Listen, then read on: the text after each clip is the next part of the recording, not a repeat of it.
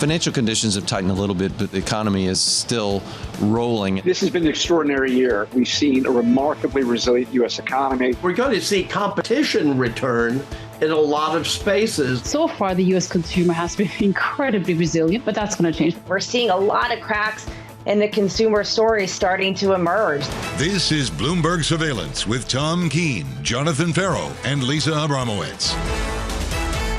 Good morning, everyone. Jonathan Ferro, Lisa Abramowicz, and Tom Keene. Ferro on assignment this morning. He will return. Rumor had. I talked to his agent. I think he may return here. Lisa Abramowicz and Tom Keene. On Fed Day, we'll have our special coverage of this afternoon. Richard Clarida is scheduled to be with us, the former vice chairman. For Global Wall Street, I'm going to cut to the chase.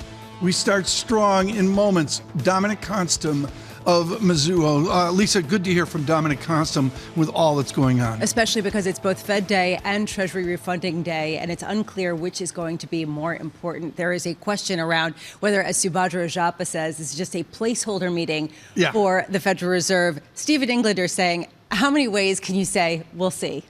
Yeah, well, okay, I'll go with that, but we're going to conflate in the markets here. We're going to do a quick data check and Lisa's wonderful brief, obviously, to get to Dr. Constam, but it's just simple here. I got equity markets are ebbing away, but it's in the yield and the currency space. Let's go, first of all, to the drama. Dollar yen. Give me a 7-day chart on TV, if you would, on yen. Crude oil eases back, global slowdown, you tell me.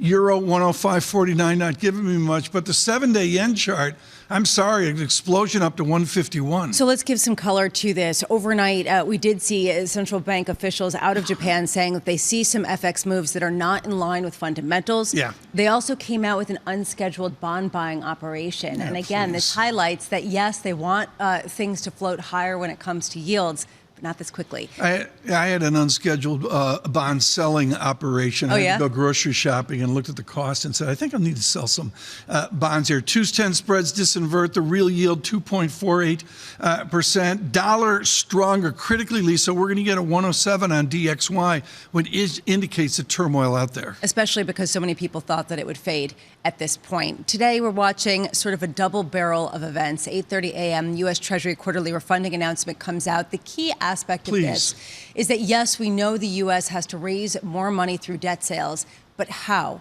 Are they going to concentrate it in longer duration, given the auctions and how messy they've been? Or are they going to concentrate it in the T-bill space with the expectation that yields in the long end will go down? But do they speculate? Do they game? Yellen got criticism on this in the zeitgeist.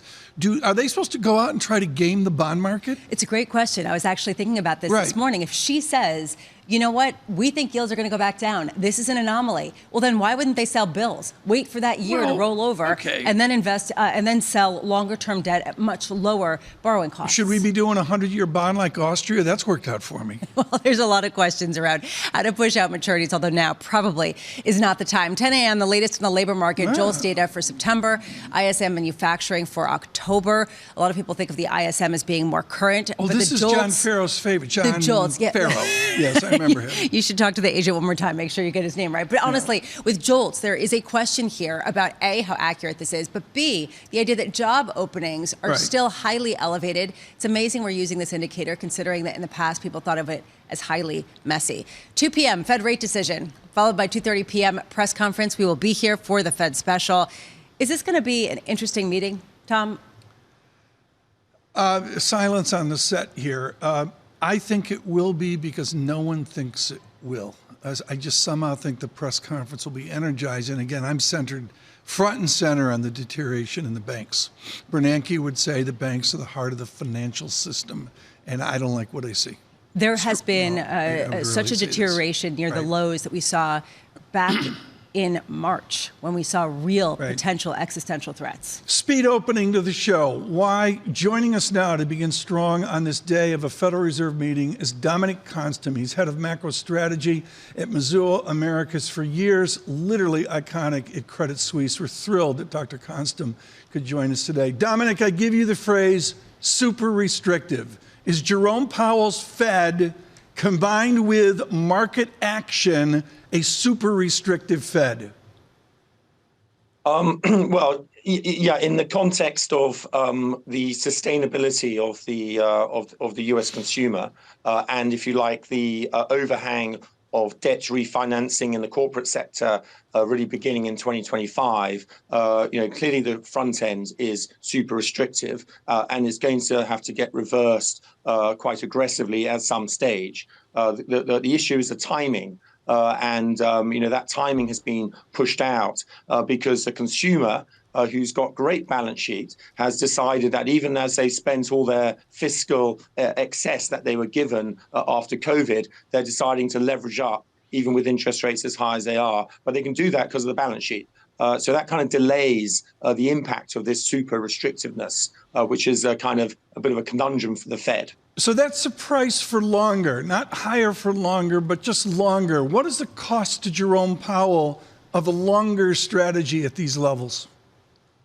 Well, I think what's happened in the last couple of months really has been that the Fed has decided that, because effectively they are super restrictive, they didn't want to, keep on pushing up short rates. They don't want to quickly go to 6%. So they've emphasized this idea that they're just going to hold at a high level for that much longer. But ironically, that directly feeds into a sell-off in the back end. The idea that what we call term premium, this risk premium that short rates end up being higher than the equivalent tenor of a longer dated treasury. That's term premium. That gets priced into the market, which is why you've had this enormous sort of bear steepening going on with 10s going up to close to 5%, 30s, 5.25%, etc. And in a way, that's not a bad thing if you want to slow the economy, because that will undermine and is undermining risk assets, and it will help to tighten financial conditions overall. So that's the impact of what the Fed is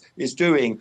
There is a risk, though, that they run, because you get people concerned about as you mentioned earlier, the refinancing of the Treasury. When they decide to issue longer dated debt, that now is coming in at much higher interest rates. And you start worrying about a vicious circle where if you can't reduce the deficit through spending cuts, well, you've got another problem because your interest service costs are going up at the same time. And that's going to get people worried about this idea that Treasury isn't going to be able to sustainably fund itself down the road, particularly when you get the sort of bigger issues coming up, the structural issues coming up that will mean higher deficits. There's always been a sort of uncomfortable tension, especially now, between the Treasury Department and the Federal Reserve, especially because the Treasury Department is helmed by the one and only Janet Yellen, who used to head the Fed. How much is the Treasury going to try to game out the market and kind of give a helping hand to the Fed by not concentrating some of those debt sales in the longer end, sell T-bills and hold pat and wait for things to normalize?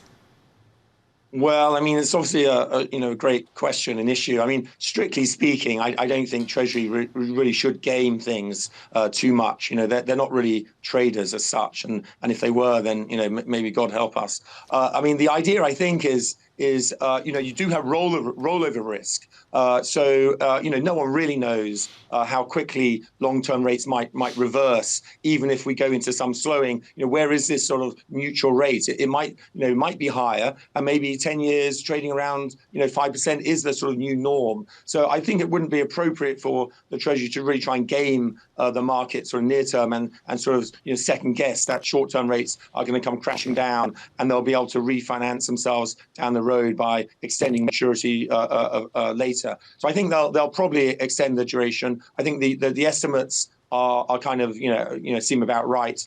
This sort of 114 billion and putting it in coupons, and because of the announcement we had earlier in the week, they can cut bill supply a bit. So that's our expectation, and no gaming of it basically. A lot of people expect this to be a boring meeting. Subhadra Rajappa calling it a placeholder. Steve Englander saying, how many ways can you say, we'll see? I mean, this is basically going to be a holding kind of pattern. And yet we see a dissonance growing where the market sees an escalating chance of reaccelerating inflation at the same time that the Fed's kind of seeming to subtly agree with Janet Yellen, saying that yields are going to go back down. Do you think they're going to bridge that gap today? Well, they could do. I mean, they've always got the option to. I mean, there are a couple of interesting things going on. I mean, obviously, the sell-off in the long end is very interesting, and I think they can definitely address that in the conference call and basically say that's doing some of the work for them and be a bit more optimistic. They can also be actually, even though inflation has been a bit sticky on the very latest prints, they could be a bit more optimistic on that. We've done some background analysis on that, and the reason why inflation has been a bit sticky is it's really been on the demand side, less on the supply supply side type thing. And I think that's encouraging because that's something a little bit more understandable and sort of indicative that, the underlying trend lower is still in place for inflation. And obviously the global inflation picture has been looking a bit better. So I think they can basically, I don't think it'll be an uninteresting meeting or press conference. It's just really a question of how far Powell wants to go down the road and try and sort of reassure markets. One interesting thing I always think is that, to what extent did the Fed really anticipate or understand that their actions at the September meeting was going to lead to this sort of, near 100 basis point sell-off in the long end? I mean, it's been quite dramatic. And did they really expect that? Well, I guess is the question. Dominic, I want you, this is outside your remit, but we've known each other for years. So I'm going to go from the macro of Constum to commercial banking. Bernanke taught us at Princeton that financial structure and strength matters. I'm looking at the technical construct of the American banking system, and I don't like what I see. Should the Fed fold in what's happening to the banks right now? Should they today pay attention in their meetings to the weakness that we see in commercial banking equity prices? Absolutely. And I think the thing that so many people miss is they think that banks are kind of less important now than they were before because of alternative banking, fintech, private equity, other forms of leverage, if you like, in the system that people seem to think, credit is created elsewhere. Credit is that there's something called outside money, which is a central bank. And they start the credit creation process. There's then something called inside money, which is the banking system, and they continue the credit creation process. And to be honest, that pretty much is how credit is created. Money can only be created by the Fed and the banks through the bank multiplier. It cannot be created by private equity. They have to get their leverage from somewhere. And so I think you always have to go to the banking system, and you always have to focus on if the banks are kind of doing their job, even if the leverage overall in the system is getting higher and higher, and relative to the banks, they're the ultimate ones who if they pull the plug, let alone the Fed pulling the plug, then the whole kind of system can start to implode. So I do think it's very important what's happening in the banks, and I think it's a big concern that obviously lending is slowing down. There is obviously regulation, and there's some credit. Some capital restrictions taking place, but that's all part of the cycle. And as long as the Fed is there to pick up the pieces at the end of it, then we're fine. But those pieces will need to be picked up. You sound like Alan Meltzer, the late, great Alan Meltzer, lender of last resort. Dom, I got 30 seconds. Are you concerned at the massive shift from deposits to money market funds? Is that going to destabilize the system? Well, it's been a challenge, but to be fair, the TGA build-up that the Treasury has done has actually come at the expense of a lot of the money market funds and the repo there. So I think the Fed has actually managed this process relatively well with the help of the Treasury rebuilding TGA with all that bill issuance. So it's a relatively orderly process, but it's obviously something that you've got to keep watching. You don't want excess reserves to get too low in the banking system. Dr. Constum, thank you so much. Dominic Constum with us with Mizuho today. Just a terrific brief there. And Lisa, this is to me so important. And that in any given Econ 101 book, Begg in England or Mankiw, whatever, chapter 23 is, the banks. And I'd have never bought that. To me, the commercial banking system is a huge part of the Fed meeting that we never talk about because we're looking at rates, we're looking at jobs, and this is a Fed meeting. I'm looking at those charts on the Bloomberg, and I'm saying maybe this is a meeting where he has to talk about the banks. And they have been supporting the banks with that emergency funding program that can basically evaluate treasuries at face value rather than the real value in markets. Michael McKee and Lisa Abramowicz really focused on this refunding announcement at 8:30. We continue strong to begin the 7 o'clock hour. Edward Yardeni Research. This is Bloomberg Surveillance. It's Fed Day. Will the Fed hold rates steady as expected? November is dead. Apparently, it's long-lived December. What the Fed, I think, is trying to do is buy time. The Fed could well be done. Trust Bloomberg for the fastest coverage and exclusive analysis. This will be the third consecutive year of bond losses, which has never happened in history before. It's simple. The default cycle started. We're going to be adjusting to events around the world. The question is, does the real economy slow enough to keep the Fed at bay? Bloomberg Surveillance. The Fed decides. Today on Bloomberg. Context changes everything.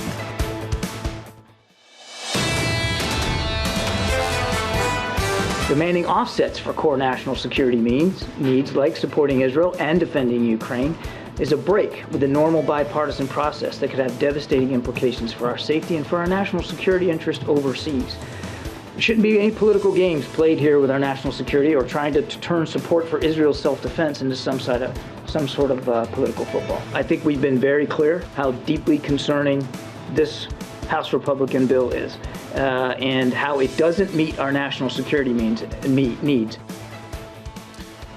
Kirby of the National Security Council, Admiral Kirby there, managing the message yesterday in an extremely difficult 24 hours on a broadening war in the Eastern Mediterranean. Of course, all the focus this morning on Gaza. The headlines have been absolutely atrocious.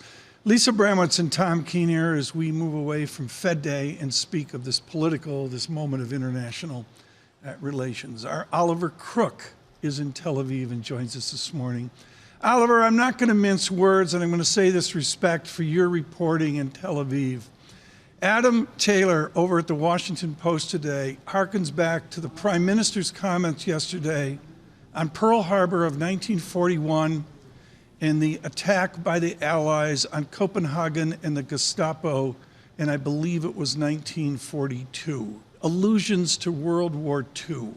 How was that received by the Israeli people? How do they receive their prime minister talking about the offenses of World War II, given what we've seen in the last 24 hours? Well, there are a lot of parallels, of course, that have been drawn throughout all of this from the barbarism that has been talked about by the Israelis of Hamas. And, of course, the defensive action that they have taken, as they say, is a direct consequence of this. And again, the context that Benjamin Netanyahu brought these topics up again was in this question of ceasefire. He said, would you consider a ceasefire after 9/11, after Pearl Harbor? And in the question of what you're referring to as well was that the Allies had hit a children's hospital. This is what he was referring to, and that this is the consequence of war. And again, this has been the Israeli defense. Does it reach its limits? This is the question for the international community. And overnight, with the bombing, the striking of this refugee camp, which the IDF says is used to train Hamas, and they say they killed a high-ranking Hamas member there, along with a number of other Hamas insurgents and fighters. The question is, how many of the 100,000 people in that region were still there? It's hard to tell. There were at least dozens killed, and the composition of who those people are is still unknown. But again, this has huge consequences, as we saw with the hospital blast that totally rewrote Biden's trip a few weeks ago. Oliver, and Judges, Samson carries the gates of Gaza. I'm not an expert on this, but that's the allusion back to biblical times. Who's going to walk through the gates of Gaza today? Who's able to get out?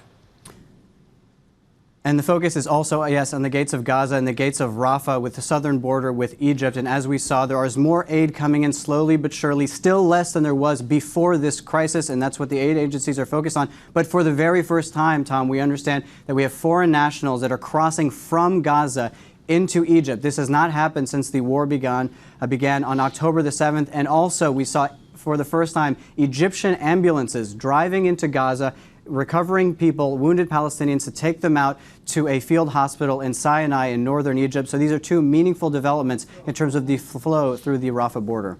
Oliver Crook, thank you for your reporting in Tel Aviv. We'll have much more, including Anne-Marie Horton on the take from Washington today. Lisa? Well, there's been an issue in the U.S. side of things. First of all, how deeply the U.S. troops will get involved, but also how much aid can actually get passed to go towards supporting both Israel and Ukraine, which no one is talking about. Jennifer Flitton covering all of this. Fantastic guest to really analyze it for us. Head of U.S. Government Affairs at Invesco. Jennifer, what do you make of the split that we've seen with the House proposing a separate bill to fund Israel that yesterday President Biden said he'd veto? Right. He issued a veto threat. That's correct. Yesterday, we're going to see what the House can do. I think it's still an open question if they have the support, because they have paired the Israeli funding with an offset that directly sort of impacts that Inflation Reduction Act and the expansion of the IRS. And so they will lose the vast majority of Democrats. Could they gain a couple? While they lose a few of their own Republicans? I think that's the question, and we'll see that play out on Thursday. What does it tell you about the nature of funding agreements if funding Israel comes at the expense of cutting the agency served with collecting taxes? Well, first, I would say this is an opening salvo for the House, because they will have to negotiate no matter what with the Senate. Schumer, the majority leader in the Senate, has already stated that this is dead on arrival. So there is an expectation that there will be further negotiation.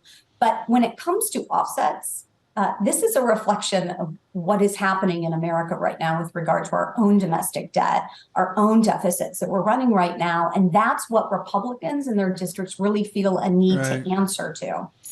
Jennifer, I believe it is November 1st. Count it down, 16 days to November 17th. It's been left in the debris. We've forgotten about November 17th. Give us a brief on the importance of November 17th inside the Beltway. It is coming upon us very quickly. That is an excellent point. And it is not lost on most members. Also, most members that want to get Ukraine funding through the House, Republican and Democratic members. And the continuing resolution, which is that stopgap that runs out on November 17th, that has to be extended. The Ukraine funding may have to ride on that continuing resolution, however they work it out. And we'll see that over the next week. They're currently drafting another continuing resolution in the House. Jennifer, there's a real dissonance in the headlines that I've been reading, and I am trying to square them. I'd love your help. Basically, on one side, you see the fight that's escalating in Congress, that's escalating with the White House over how to get financing to back these efforts. And then on the other hand, we're talking about U.S. troops potentially being in Gaza indefinitely after the war to keep some sort of peace. What is the appetite in the United States to have a protracted role in some of these conflicts that seem pretty intractable right now? That's right. I think there are a number of steps, though, that we have to get to first, right? Because U.S. troops are in the region, of course. They are in Iraq. They're in Yemen. This was discussed a little bit at the hearing yesterday with Secretary Blinken and Secretary of Defense Austin. They have been attacked over the last week, 2 weeks. They have had to retaliate in those attacks, and the expectation is to deter further escalation. That, I think, is the immediate issue before we get to the longer term issues in Gaza after Israel is able to contain that area. There's also a really short-term kind of issue with respect to President Biden's approval rating in some of the swing states. And there was a poll that recently came out that more than 50% of Muslim Americans used to support President Biden, and now fewer than 20% currently do. How significantly is this going to color the entire debate next year? That's an excellent point. I think the tension there within the Democratic Party and seeing some of those polls, but even seeing the streets, right? I mean, we've seen the protests across America, not just among Arab and Muslim Americans, but also with young people, young progressives on college campuses. And they do see that as a threat. So how they're going to diplomatically work within their own party and their own voters, right. I think we're starting to see that play out. Jennifer, thank you so much. Jennifer Flinton with us with Invesco there on Washington and the war in the Eastern Mediterranean. Lisa, we haven't done enough justice to data. Start us off here on the bond market. I'm looking at 10-year real yields. We're above a 250 now, 2.48, higher real yield into the Fed meeting. We are fluctuating to higher highs, and I think that has been the theme over the past couple of weeks. It has been volatile. It has been more volatile than the stock market, and yet we still are hovering within 10 to 15 basis points of cycle highs, 4.89% as we contemplate just how much debt the U.S. is going to sell in that 10-year maturity, in that 30-year maturity to finance a growing deficit. The dynamics of the yield curve, the background to 8:30 economic data. Let's remember jobs. John Farrow's favorite, ISM. We'll see that data later this morning. And of course, into Jobs Day on Friday, this Fed day. Stay with us.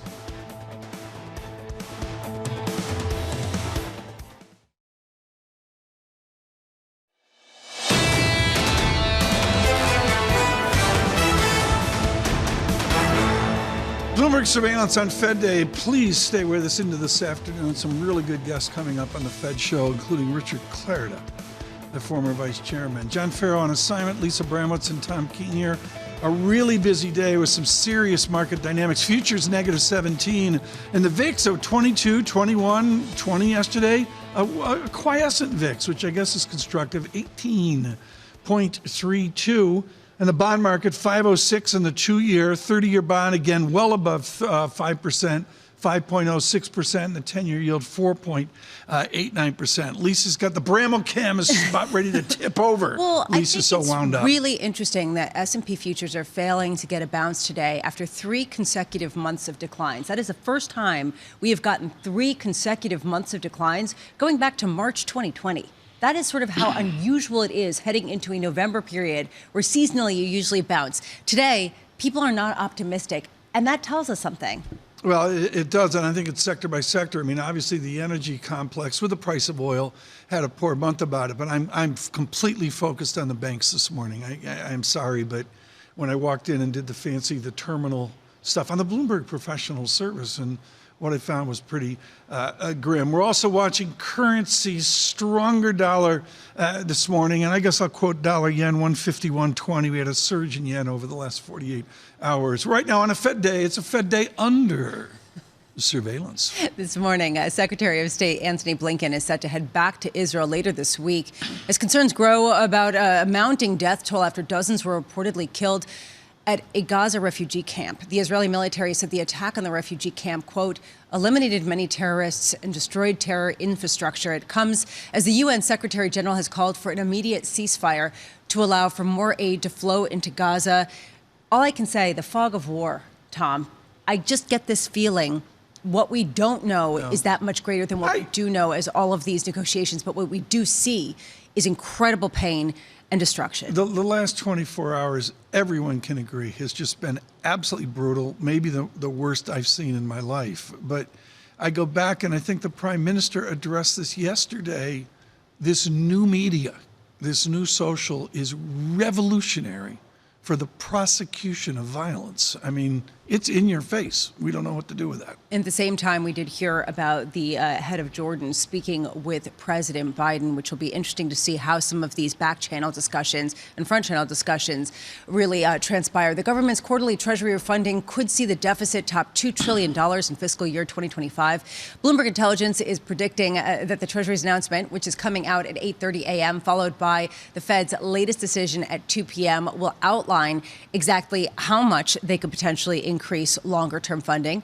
Meanwhile, our Fed special coverage begins at 1:30 p.m. featuring J.P. Morgan's Priya Misra, PIMCO's Rich Clarida, BlackRock Jeff Rosenberg, and former New York Fed President Bill Dudley, double-barreling, and they're sort of very self-consciously not referencing one another, where the Fed and the Treasury are kind of getting, I don't want to say pitted against each other, but have a very uncomfortable relationship right now. It's an eclectic mix. I saw Bill Dudley in Marrakesh at IMF meetings, and he knows the international ramifications of this meeting today. But I would suggest this meeting is suddenly overwhelmed by what we've seen in the bid of bank stocks over the last 5, 6, 7, 8 days, whether it's the major banks or you go down to the food chain, to the regionals, and then to the smaller. Well, there's a real question, which is if you don't get bank collapses, if you just get profitability getting diminished and more consolidation, is that a bad thing? The bid just ebbs away and you see diminished book. I looked at Citigroup's book value off the BQ screen, folks.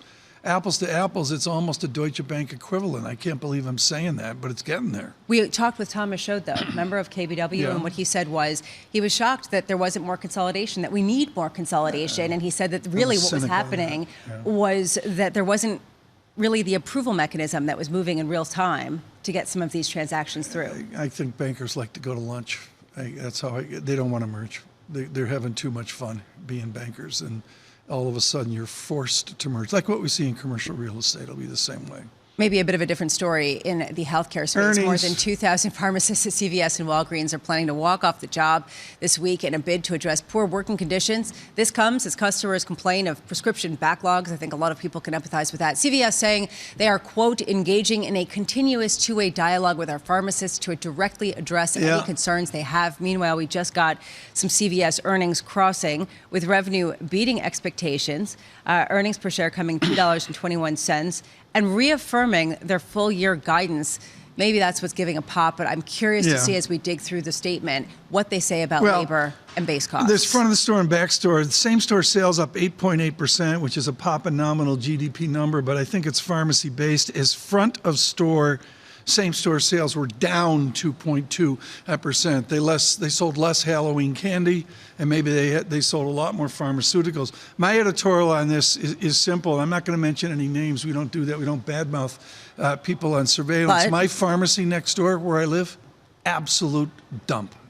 It is the single worst branding of any corporation I know. It is a dump. Okay, aside from your corner drugstore, there is a question just more generally in cities where a lot of the drugstores have had to put plastic and lock up their shampoo and lock up hair ties. I said, can you lock up the Doritos so afterthoughts Well, not this buying is sort them? of the issue, is sort of how do you compete then? With Amazon, where you order it and you get it in a box, you don't have to call somebody over and get them to unlock it. There is this question about shrink, which is theft, what we're going to hear from that, but also the idea that they have to compete on labor costs in a new way. And that's really becoming clear. Heidi Krivo-Redeker joining us now on this Fed Day, International Capital Strategies partner, also with the Council on Foreign Relations. Heidi's going, when are they going to stop talking about Doritos and start talking about the Fed? Heidi, you and I remember when Greenspan was looked at, like, what was his lunch? What lunch was he carrying to the Fed meeting? Is there any intrigue to this Fed meeting from where you sit in Washington? So, I mean, this is Fed Day, so there's a lot of intrigue. But I think, what I am looking for, there are obviously the core data that the Fed looks at. But the last time that Chair Powell spoke before the blackout period, he actually referenced the elevated geopolitical tensions that you were talking about earlier. And aside from the absolute tragedy that we're seeing, the human tragedy, this is something where I'm looking to see if there is a hint of an introduction of geopolitical risk and the potential for spillovers into global economic activity to come out of what he talks about today. Because it is, I think, we're looking at a new Speaker of the House and suddenly the funding on the table for national security front and center. We're looking at whether or not whether this Israel-Hamas war actually increases and we see any more direct conflict. I'm actually not in that camp. But I think this is a tinderbox that everyone has to keep an eye on, with Russia, Ukraine being a backdrop, military as well as economic issue. At what level is Jerome Powell central banker to the world? We see upset in Japan. I thought Lagarde tiptoed through her press conference nicely. Maybe she has a nice disinflationary tendency. But internationally, are all eyes on Chairman Powell today? Yeah, I mean, I think for even though today, I think there's a general consensus of a pause, and I think that this is the big meeting. The ECB is likely to keep stand pat and keep rates higher for longer, although no one really knows how long. Bank of Japan, with their yield curve control, actually was a smaller move, which made bigger news, but all eyes really are on what Chair Powell is going to say today about the path moving forward. We do have a lot of uncertainty in the market, and as I referenced earlier, I think some of it does come from new uncertainty, new concerns, and those are related to what the implications are from geopolitical risk. The Treasury Department and the Federal Reserve both try to create this sheen of being above sort of the day-to-day events, not necessarily paying attention too closely or responding in real time. And yet there's a real question about whether the Treasury Department, as they deal with the refunding announcement today, are going to basically game the market and go with what Treasury Secretary Janet Yellen said, which is yields are going to go down over the long term. So then why not just focus all debt issuance on the short end? So, that's, between Treasury and Fed and who's going to take the bigger headline, I think, it's likely to be the Treasury refunding announcement. But there is a lot of there's a lot of speculation of where those funding costs are going to start to really hurt, and where the concerns about the deficit, which we also is rising and is $2 trillion, the new normal. How does that impact the ability to borrow in the short, medium, and long term? So yeah, there will be a lot of attention on the funding restatement as well. How does this challenge the U.S.'s ability to respond to some of the international issues? Just to sort of tie all of this together, this question around the geopolitical risk, the human tragedy, the question of just how boundaries and territories are going to be redrawn, and a real question, in your view, about how much the U.S. is willing and able to finance all of its endeavors. How much is the Treasury's actions going to directly influence how much the U.S. is willing to go further into Israel, into Ukraine? So, we know we're in a world where geopolitics and politics and national security in particular trumps a lot of traditional economic and commercial rationale. And so this is when you're looking at in particular, Russia, Ukraine. This is an incredibly sensitive national security priority. And, if you heard Secretary Blinken on the Hill yesterday, he could not have made this clearer, that these are all connected. And a lot of what we need to do is make sure that we stand up and take action, not just the United States, but our friends and allies. And that a lot of the funding of the $105 billion that was in the request is going to go towards rebuilding the U.S. defense industrial base. Heidi, thank you so much. Heidi Krabo-Redeker with us with the Council on Foreign Relations on a broader view of this Federal Reserve system. The broader view is, well, we look at the bond market. It's the tea leaf of what's going on right now. Yields churn, we're in 3 basis points lower yield, 4.90%, and the 10-year yield. But the dynamics are fascinating. And Lisa, to me, with Priya Misra coming up in the Fed show, this disinversion, right, suddenly it's like, okay, the disinversion's over. Things have calmed down. Not in the last 48 hours. I'm back to 16, make it 17 basis points. Teens-weens difference between the 2-year, which is the same yield as the 30-year, but I hope I'm getting this right. The 10-year yield is a little bit below the 2 years. So Priya Misra is going to be interesting on this disinversion. Especially because we had expected it to continue to invert until the Fed cut rates, and that would be sort of the leveling feature, but it's been the opposite. If you take a step back, what this basically means is everyone expected the Fed would have to be overcome by events, to use your phrase, Tom, and they'd have to cut rates. And that is off the table at this point. And now the bigger risk that so many people see is a reacceleration of inflation, and that's being expressed in part, you could argue there are other issues too, in the long end of the yield curve. The question that I have is, when's it going to bite credit? Nobody is really saying that there's going to be a massive wave of defaults, and yet I'm looking at average high-yield bond yields, all in yield at 9.5%. That's the average across the board. Rule 101, this is Dornbush 101, is intervention is not just about the currency market, and there's a thing called sterilized and unsterilized. We don't, it's too much heavy lifting for early morning TV and radio. But Mohamed El-Erian has out another kind of intervention, which is when a government steps into the bond market to make a quick adjustment. Thank you, Dr. El-Erian, for this, where all of a sudden a lower yield on the Japanese 10-year. We've been watching for that. He uses the Bloomberg Professional Service to do that. It's amazing. Crushing it. Cambridge writes a check on that. Pretty cool. Coming up on China, definitive Enda Curran on this Fed Day. Good morning.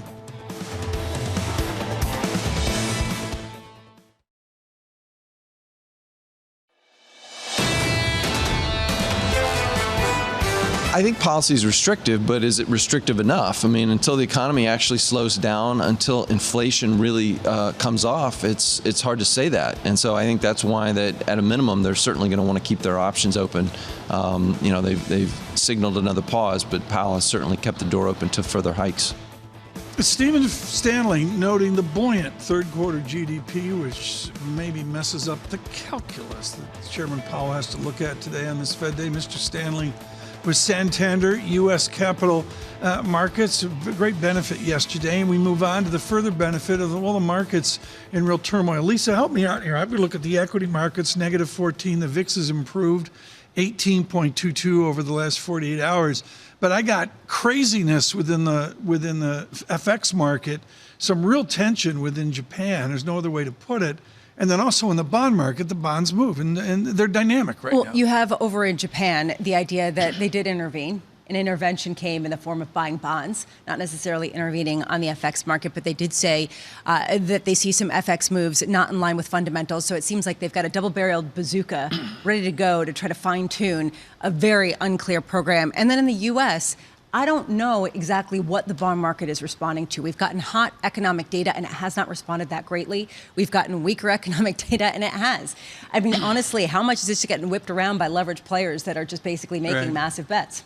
Right now, we are going to go to Enda Curran. He is expert on the Chinese economy. He lived COVID in Hong Kong for Bloomberg News. He's our global economy correspondent on the Washington Watch today. We lost Tony Bennett this year, Enda Curran, the giant of the ballad. His work with Bill Evans, just absolutely iconic. And he would sing, "I left my heart in San Francisco." Are we going to leave the trade war behind in San Francisco? We have Biden meeting Xi. That's the rumor, at least. How's that going to go, a wise one?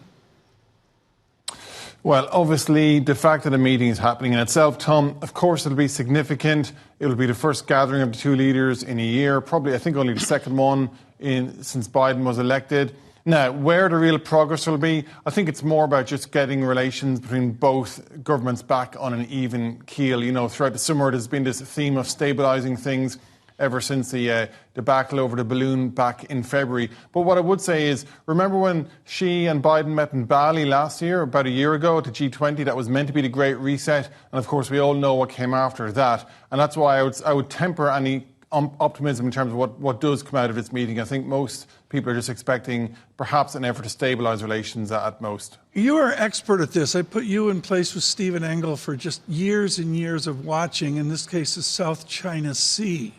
How do you interpret Enda Curran, planes or whatever, boats flying close to each other, bumping into each other, whether off the Philippines or in the vicinity of Taiwan?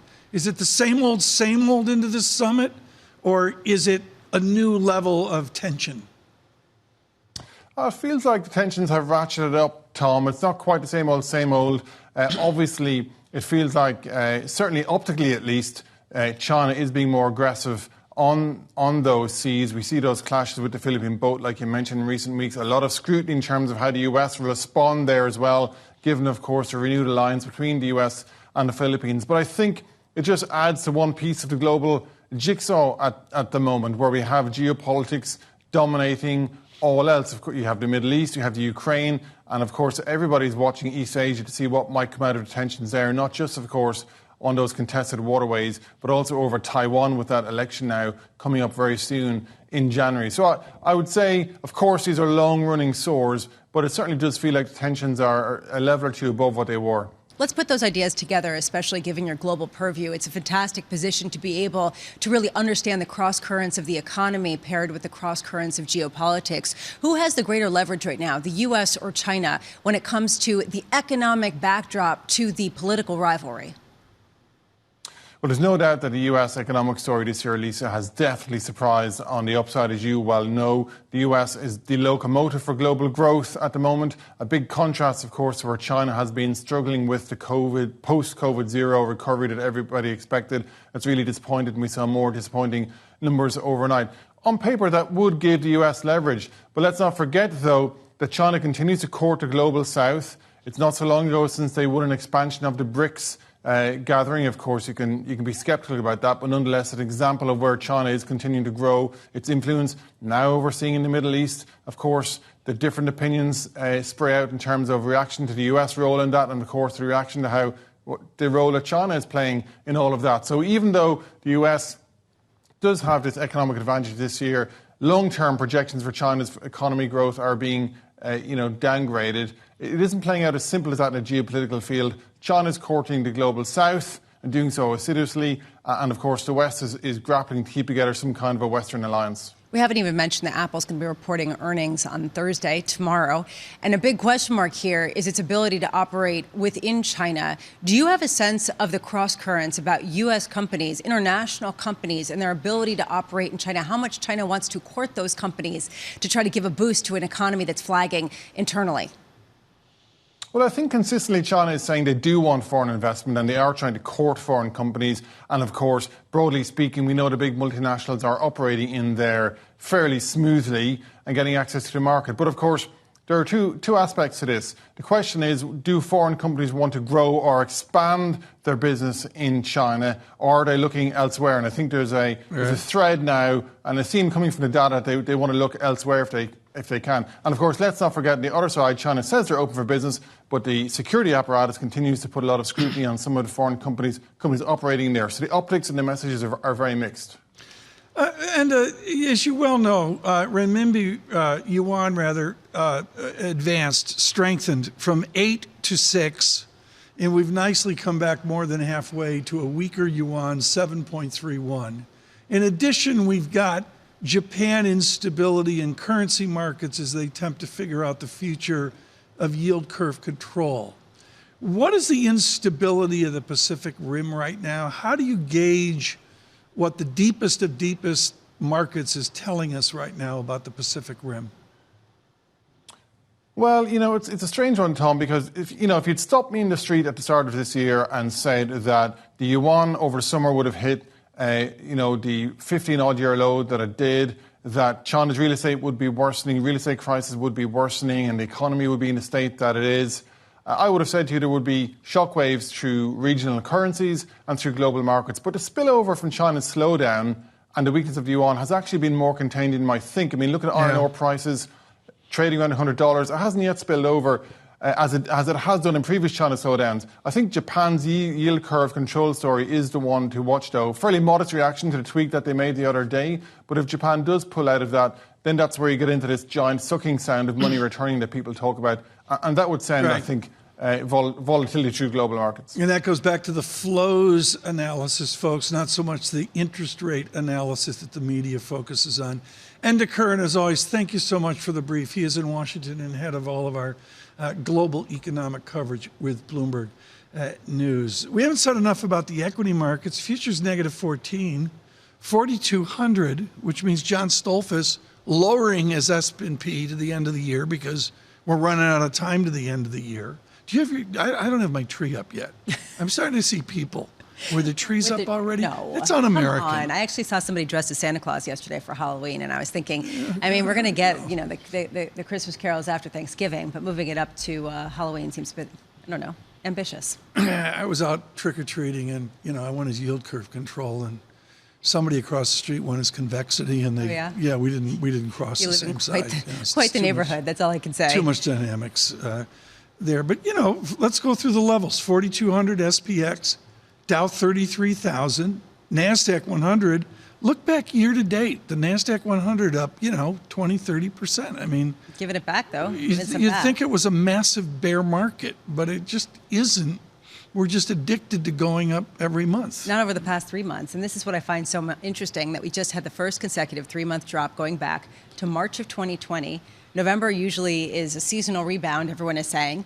We're not feeling the love, and we're really seeing Mrs. Disappointed Heartlet in a significant way. Estee Lauder coming out and downgrading their full-year forecast. Those shares getting really punished. Again, there is a punishing type of feel in markets to any kind of miss whatsoever. I missed Lori Calvasina early in the week, and I'd really like to talk to Lori about the makeup of the non-Dow stocks. She's on the mission of small cap. And yeah, you want to hear about small caps? Well, they actually went through the lowest levels going back to November of 2020. I mean, maybe I could help Estee Lauder out. I need to work on my advanced night repair. I'm a big believer in advanced night repair. I think liquid liner would look really good. I can brighten, repair, and protect. Just, Good morning, the managers of Estee Lauder. Ed Yardeni, he's got a night repair.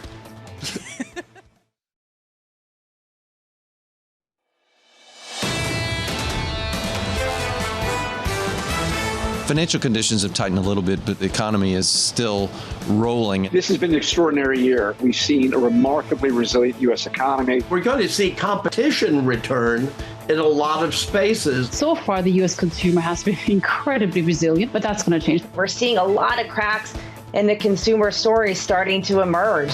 This is Bloomberg Surveillance with Tom Keene, Jonathan Ferro, and Lisa Abramowicz.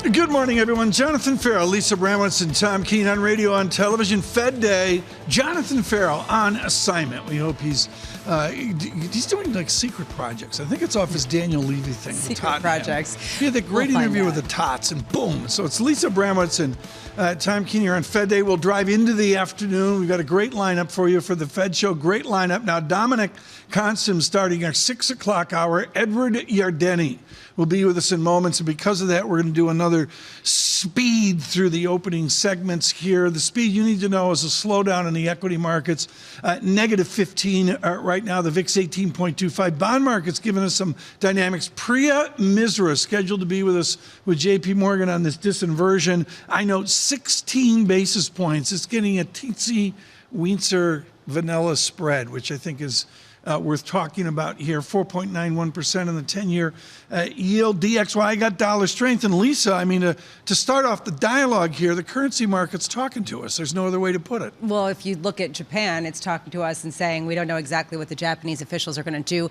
and what they want to do. More broadly, it's risk aversion. And you could see that be borne out just more broadly in terms of, yes, a bid into bonds amid all of the concerns about inflation, but also a bid into dollar. Earnings season as well. We're going to keep you up to date with all that. Estee Lauder tanking. We noticed that was a night repair. I just didn't sell it.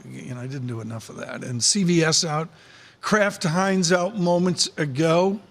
I got this refrigerator stock with Velveeta, so we're doing, we're doing okay there. I mean, do we care about these boring stocks? I mean, we're totally addicted. Apple's out with new products. Let's do team coverage of Apple. Do we do team coverage of Kraft Heinz? I care tremendously, and I'll tell you why. Because they're raising their prices. I don't know about Kraft Heinz in particular. I need to look through all of the particular headlines. But what we've seen from Coca-Cola and from the likes of Caterpillar, they're raising their prices and increasing their volumes. This speaks exactly to the stickiness that we're seeing both in prices and in wages. And this is something that ties right into the Fed here. At what point does price where McDonald's can't raise the price of my number 2 value meal? And the implication based on expensive burgers and based on expensive Coca-Colas and shrinkflation is that they can still raise prices and still sell. And that, I think, has got to be keeping the Fed up at night. I mean, I'm keeping Kraft Heinz in business with Velveeta. We always have a brick in the refrigerator. But the bottom line is, just selling I'm sorry, this food thing they're doing back to 2015, I think that's 8 years, I'm going to call that, negative 6% share total return. I mean, the boring stocks that we're in this earnings season right now on, it makes for bad TV and radio, but stay with us. And the answer is they're not performing. Well, and you could end up getting a discussion on Ozempic, and suddenly they become flashpoints for arguments, right? Are they going to see some drop-off in sales from Ozempic? That's what I think is going to be interesting. We've got Fed Day today. We're going to do a lot here on economics. Again, Ed Yardeni to join us here in moments. Let us brief. All right, 8:30 a.m. we get the U.S. Treasury quarterly refunding agreement. A lot of people saying it's going to take precedence over what we get later in the day. The idea here is how much of the U.S. deficit will be financed by selling longer-term debt versus shorter-term debt. Peter Fisher was brilliant on this ages ago with his public service, and he said, do we want our Treasury bond guessing? That's the heart of the matter. And we don't. I mean, I think there's a wide consensus. We just play by the rules and issue the paper and move on. Drew Mattis of MetLife wrote in earlier, and he said what they need to do is get rid of the idea of doing buybacks to help boost liquidity and just Regular and predictable auctions save money in the long run. 10 a.m. we get the latest on the labor market. JOLTS data, which it used to be thought of as pretty volatile, now is a key measure. This is for the month of September at a time where there used to be 2 job openings per unemployed American. Now, there is a question of how much those openings are going down and how much they really tell us about momentum in the labor economy. Tom is yawning. 2 p.m. Fed rate decision, followed by a 2:30 p.m. Press conference with Fed Chair Jay Powell. We are going to be doing, of course, the Fed special with a whole host of fantastic voices, including Bill Dudley, formerly of the Fed, and Rich Clarida, also formerly of the Fed, Priya Misra, Jeff Rosenberg, to really get a sense of how important this meeting that a lot of people think is a placeholder. You know, I'm yawning. The kids kept knocking on the door all night. We ran out of candy. Any good costumes? We bought 1 bag of Kit Kats, gone. I gave out old bow ties. I bet you'd have a line out your door. I went back in a closet. I got these hooks that got all the bow ties on. I just picked out 10 or 20 of the old ones. Here, have a bow tie. You'll love this. They, I'm sure, loved it. Some of them are as old as when Edward Yardeni was at C.J. Lawrence. It was a wonderful tour of duty and must reading always, Yardeni on the economy at C.J. Lawrence, now with Yardeni at Research. And it's really been prescient about being in this market. What do you want to glean from the Fed today, Dr. Yardeni? Take all your economics at Yale years ago, and what do you want to take away from Chairman Powell? Well, look, Tom, Chairman Powell just gave a interview on October 19th. It wasn't that long ago, and not that much has changed other than yesterday we got maybe a somewhat hotter than expected employment cost index. And then the consumer confidence numbers came out. You just talked about JOLTS. There's something in there called jobs plentiful, and it shows that jobs are plentiful. So the labor market remains actually fairly hot. So I think they're going to say the same story is going to remain intact, which is we're going to remain restrictive. We're not anticipating cutting interest rates anytime soon. And if we do it next year, it's more likely to be 2 cuts rather than 4 cuts. Iconic Yardeni is to be in the market, to participate. Are you pulling away from that belief because you got 5% plus cash equivalent? No, you're right about that. My view in the past has very often been that when you get these sell-offs, they're buying opportunities because in the long run, the stocks do very well. So I guess I'm sort of in the Warren Buffett, Jeremy Siegel camp with regards to equities. The problem with getting out of the market at tops, if you're that smart, you also have to get in at the bottom, and that gets a little tricky. But at this point, I think that 5% is awfully attractive. But I think over the long run, we're going to find that this correction is offering opportunities in technology, in financials, and even in energy.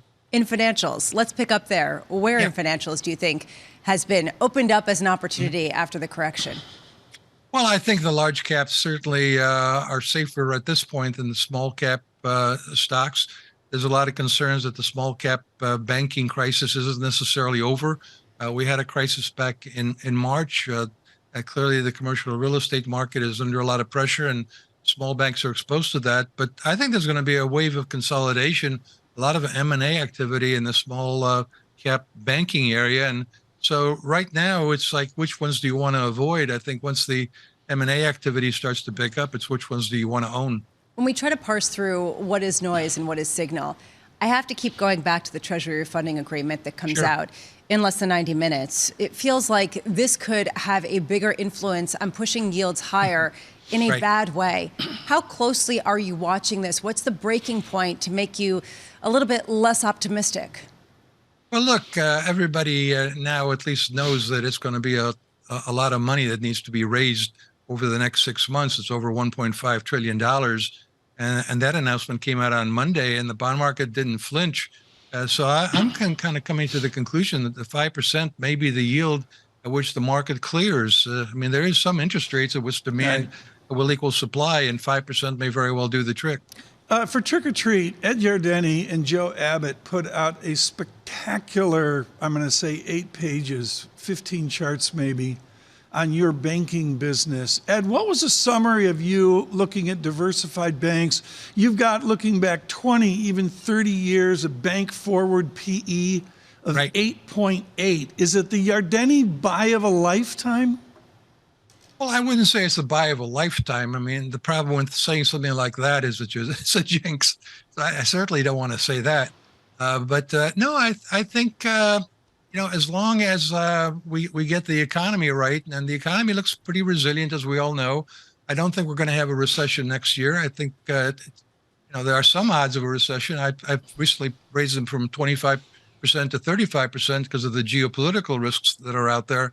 But my base case is that the economy grows, earnings grow, and in that situation, the large cap financials should do all right. So if that's your base case, why wouldn't you go into small caps as the most greatly leveraged to possible momentum and strengthen the U.S. economy?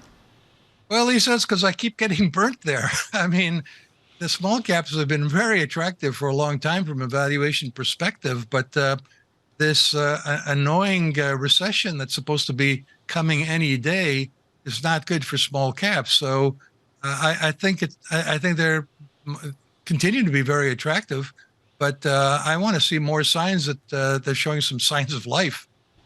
Ed, the signs of life there go away to other sectors, and we're still living the sector juggernaut. I know you hung on every word from Tim Cook the other day with the product launches at Apple. I'm going to say you and I haven't even seen this. I mean, it's literally the Nifty 7, taking it back to our youth. But the bottom line is, Ed Yardeni, if I own these stocks, what do I do with the Magnificent 7?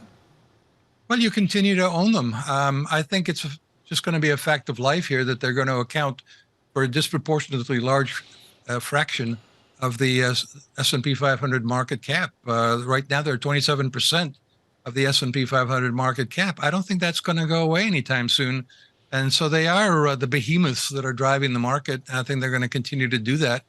And they are rather amazing companies. Thank you for the brief. Edward Yardeni there. Again, we protect the copyright of all of our guests. Look to Yardeni Research for that important 8 pages on banking. Just fabulous, fabulous charts showing relative valuation over literally 3 decades as well. It's just great to talk to Yardeni, or I think of Michael Darda, where you synthesize the economics into, heaven forbid, somebody actually making an actual market call. What I thought is, and I always love what Ed does here, which is he throws in little nuggets that really stand out, like the fact that he's increased his recession call from 25 to 35%, not because he thinks that the economy is slowing down, but because of geopolitics. And that pall hanging over all of the discussions that we keep having, the human tragedy, the potential escalation. I just keep thinking about how you wrap your head around that. How do you try to game that out in numbers and nuts and bolts? We're going to have to see. Right now, futures deteriorate, negative 15 on the S&P futures. We're down 0.4%. We are getting earnings throughout the morning. We did get Estee Lauder, and they did bring out, revise lower their full year forecast. Interestingly, they said it was because of both the outlook in China and Israel as part of what's weighing on results. Kraft Heinz increased their results. The Estee Lauder shares are lower by 13%, excuse me. You could see Kraft Heinz beating expectations, and the shares, they're up, but not as much as you would think. And this is the story of this earnings season. Well, it's the story of the earnings season, but it also comes down to pricing power. And to me, I go back the day I was off McDonald's. I wasn't here for it, but the answer is McDonald's had massive pricing power over 90 days. Can they continue that? Just anecdotally, anybody go to a grocery store recently? I mean, I'm going to have to sell one of the children just so we can eat. It is something that's sort of strange. You go and you buy 5 things and you pay $150 and you're thinking to yourself, what did I just buy? Remember that? You go, okay, I got this amount of money. How many bags of grocery did I get? It's like, they're short stacking the grocery bags now to make me feel better. People feel bad, but then they earn more and then they still spend it. And that's sort of the strange situation. Although some people are saying that McDonald's and Coke are benefiting because people are downshifting rather than eating at other restaurants. Well, are you downshifting to value meal number 3? I moved my desk here. They move me about every 6 weeks just to keep me away from people. And I've got a view of the McDonald's on 3rd Avenue. You just sort of salivate all day thinking yes, I can do this. I can't wait to get to 11:30. I try to get there, but they serve breakfast 24 hours a day. So it's, the hash browns, it's your favorite I get the steak and the steak? What are you talking about? Have you ever been to a McDonald's?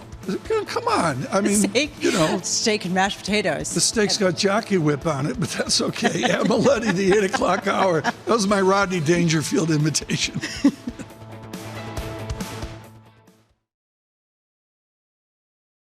Will the Fed hold rates steady as expected? November is dead. Apparently, it's long-lived December. What the Fed, I think, is trying to do is buy time. The Fed could well be done. Trust Bloomberg for the fastest coverage and exclusive analysis. This will be the third consecutive year of bond losses, which has never happened in history before. It's simple. The default cycle started. We're going to be adjusting to events around the world. The question is, does the real economy slow enough to keep the Fed at bay? Bloomberg surveillance. The Fed decides. Today on Bloomberg. Context changes everything.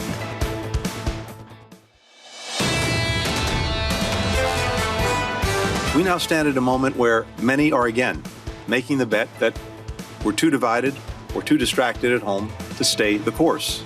That's what's at stake with President Biden's national security supplemental funding request. For our adversaries, if we start to peel off pieces of this package, they'll see that, they'll understand that we are playing whack-a-mole while they cooperate increasingly and pose an ever greater threat to our security as well as to that of allies and partners. The Secretary of State, Antony Blinken, testifying to the Senate yesterday. $105 billion under discussion there, and of course this has been a topic. We'll get to Amory Horton and Oliver Crook in a moment. On this Fed Day, futures deteriorate, -13, now -16, 0.4%. Dow futures down 108 as well. Yields lower. There's a little bit of tension in the tape as well. May I say that given the exhaustion of any administration officials, it was wonderful in the zeitgeist yesterday to see the Secretary of State escorting his cherubs out the door to trick and treat. Given his travel schedule, that was great to see. How do you create normalcy against a backdrop that's anything but? And of course, the Treasury, the Secretary of State is going to be heading back to the Middle East, another whirlwind type of diplomacy, not just in Israel, and arguably, more importantly, to some neighboring states that I believe have not been named yet. For all of you joining into this story, all I can say is clearly our reporting from Oliver Crook in Tel Aviv is the situation has deteriorated. Joining us as well, Amory Horton in Washington, our Bloomberg Washington, Chief Washington correspondent. Amory, I am thunderstruck by the images. How does the Pentagon assist Israel in war, given the imagery that you read in the Washington Post? Mm-hmm. Well, it's horrific, especially yesterday when you see that a refugee camp was hit with a number of Israeli airstrikes. One individual, an eyewitness on the ground, told CNN they felt like it was the end of the world. So this is a massive problem in terms of optics and that on one side, and horrific just because of the human tragedy that is unfolding for the world to see happening in Gaza. What you hear this administration constantly say, and we heard it yesterday from Secretary Blinken when he was testifying on the Hill, which, by the way, was interrupted a number of times by protesters, is that Israel has the right to defend themselves. Israel's on this quest to get rid of Hamas. But at the same time, they keep emphasizing that Israel has to abide by humanitarian international rules of war. And that seems challenging right now. Oliver, the quest, is there a timeline or a horizon of quest here? Is this an action by Israel that's understood to be days, weeks, months, or dare I say years? This is an action that is understood to be by Israel at least weeks and most probably months. So again, on the officials that we have spoken to with Bloomberg and trying to get a steer on what they exactly have in mind, they said it could be as short as 6 weeks, it could be as long as 6 months. But as we know, this, as it develops, completely changes dimensions. And then we start to hear also increasingly some of the conversation around the what after that, which is a very difficult conversation to have at any point and probably a very difficult one to have today. But again, even if Israel does succeed in dismantling Hamas, its military infrastructure, its political infrastructure, and the 40-some-odd thousand members that exist within Gaza, the what next is the other big question, Tom. And again, I think it's very challenging to see the path to resolution there. You talk to people here, there's a lot of despair in terms of long-term durable solutions. And there's a lot of despair in the short term as well. Anne-Marie, what do you think Secretary of State Tony Blinken's goal is as he heads back to the region? Well, we only know that at this moment he's heading to Israel, and he's also going to be talking to other regional partners, Arab neighbors likely, but we just don't know what stops that entail. Yesterday, when he was speaking in front of Congress, what we did hear from that hearing is that he said that there's about 400 Americans in Gaza, trapped in Gaza, and including their families, it's about 1,000 people. And he says that he is working on this every single day. So I think it's about, for him, top of mind is getting those Americans out of Gaza, working with the Israelis to find out what's next, getting Americans that were taken hostage by Hamas.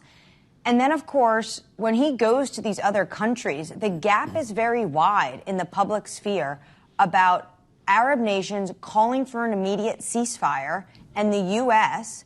saying that they stand by Israel and their right to defend themselves. What the Arab world views that as is that the United States is giving Benjamin Netanyahu a green light to do what they're doing in Gaza. In the meantime, we see Iran really playing both sides here are definitely playing some of its proxy militants in neighboring countries. Ali, what's the reception like in Israel about the idea of the Yemen Houthis getting involved, which they said that they were going to be involved and have shot some rockets over? This question around Hezbollah, especially ahead of that Friday speech that we're expecting. Well, again, there were no shortage before the Houthis got involved of places to worry about, whether it's on the northern border with Lebanon, whether it's on the east with Syria, and then now with the Houthis, and you see more and more projectiles going either up the Red Sea, but also crossing over Saudi Arabia. And again, with this story that Bloomberg put out yesterday, an important story about the 4 Saudi soldiers that were killed last week. And again, these are all the flashpoints that we're watching very, very closely to. And again, and we mentioned this a little bit, but it bears mentioning again, when you see the bombardment, as we did today at the refugee camp, and those headlines get out to the world, get out to the streets, you see the unrest also in the West Bank. And this is, again, the other flashpoint where a number of people have died there, have been killed by Israeli forces as this whole thing has gone down. We've had most of our focus in Gaza, but of course, this is a huge part of the conversation. Oliver, has the offensive ability of Hamas been taken out? Are they able to launch missiles now? I think it's been, we heard from the Israeli defense minister, and again, it's very challenging to get good intelligence on what is going on precisely with Hamas, but that they have been severely diminished. I was saying yesterday that since I've been back on Sunday, we haven't heard any air raid sirens. In Tel Aviv, that changed dramatically yesterday. There were a number of air raid sirens. We got a lot of explosions that we heard over the city in central Israel. So again, there is perhaps a slower cadence in terms of these rocket launches. Their capacities are to a degree diminished, but again, there's still the capacity to surprise. Emery, when you take a step back and you speak with U.S. officials, how much concern is there that Israel may win the war it is waging, but it will lose a lot more in terms of public relations and ability to mend relations with neighboring countries afterwards? How hardline are people getting on both sides as this progresses? Well, I think right now what you do see when you see images of this refugee camp, say, getting hit with a number of Israeli airstrikes, you heard the Israeli military come out and say that this was a key part of the infrastructure for Hamas. But we do know, we've known this really, there was a ton of reporting done in 2014 about how much Hamas uses civilians as human shields. And that's what makes this job for Israel so difficult as they try to get rid of Hamas. But when it comes to this normalization, say an extension of the Abraham Accords, this at the moment is going to be incredibly challenging. But long term, it is still in the national interest of Israel and many other Arab countries, even Saudi Arabia, to want to have a normalization with Israel. Maybe even more now, but optically, those meetings are obviously stopping at the moment. In Washington, Anne-Marie Horton. In Tel Aviv, Oliver Crook. Futures, they deteriorate into the market opening here. I'm watching the banking stocks, as I mentioned, front and center. I play off the Keefe, Bruyette, and Woods. There's also a secondary, I think it's called a Tier 2 or Level 2 Standard & Poor's Index I look at as well. I do not look at the Dow Jones Industrial Average to give me bank stock dynamics and that, but, you know, it's going to be curious as we get earnings to see whether we continue to get this type of disappointment in terms of the performance. And the forward look. And the forward look, which hasn't been so positive. The overhang, though, it's really important to say, of what Ali and Anne-Marie were saying, really in the forefront. What I find interesting is oil prices have not been higher. And there's one theory out there that the reason why is because demand isn't necessarily there. Otherwise, oil prices would be a lot higher in response to this. Energy having a very tough October of it as well. This is November 1. Later this morning, the ISM numbers. John Farrell will have complete coverage. Coming up next from Wells Fargo, Michael Schumacher It is Fed Day. Stay with us through the day.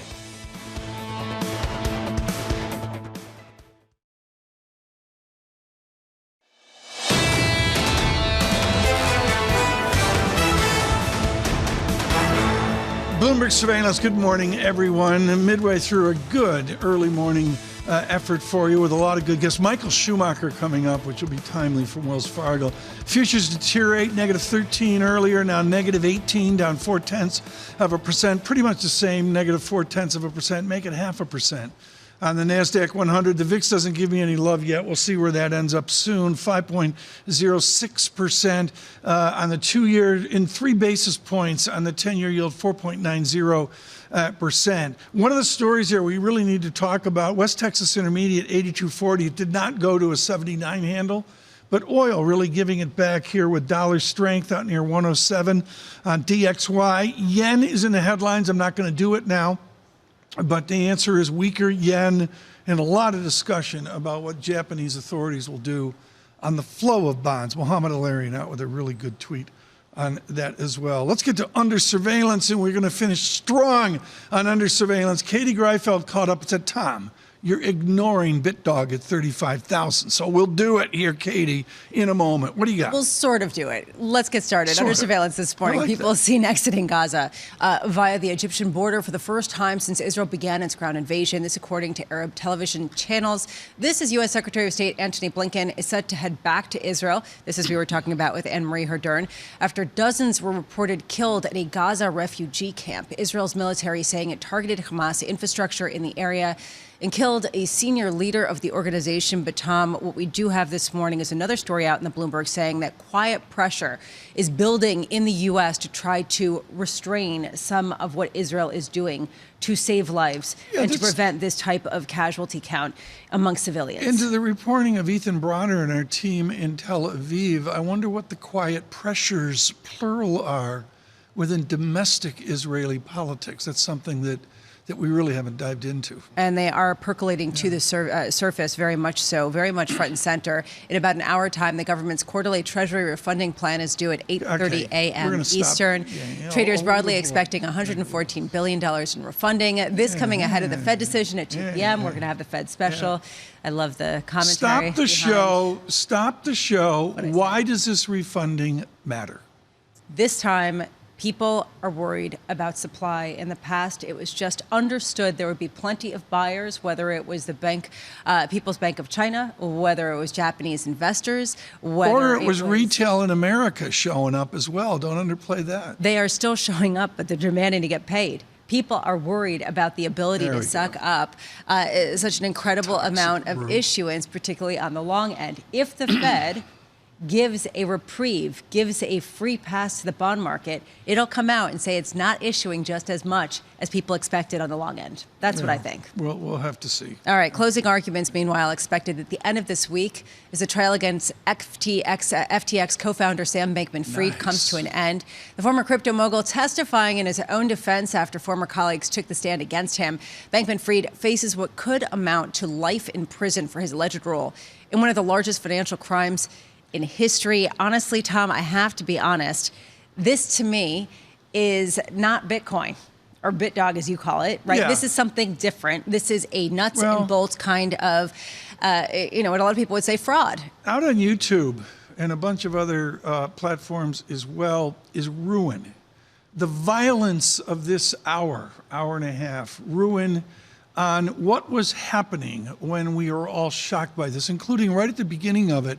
They have images there of like Tom Brady telling you and others saying, bye, bye, bye, Bitcoin. But this is a violent 1 hour. I can't say enough about what they did with Zeke Fox's book. Ruin is the show. It's a Bloomberg Originals, and the book is Number Go Up, which I think every prosecution attorney at the trial has held up and said, hey, it's in this book, stupid. Yeah, this I'm paraphrasing evidence Please don't. That's that they have admitted to the evidence sphere. Well, we'll have to see on that as well. Right now, we continue with our Fed Day coverage and a brief towards our show at 1:30. Michael Schumacher joins Global Head of Macro Strategy at Wells Fargo. Michael, I love what you say of the distinction of yields moving ever higher versus finally leveling out? What is that distinction between yields that have said enough, but we're going to stay here, versus that fear of price down, yield up?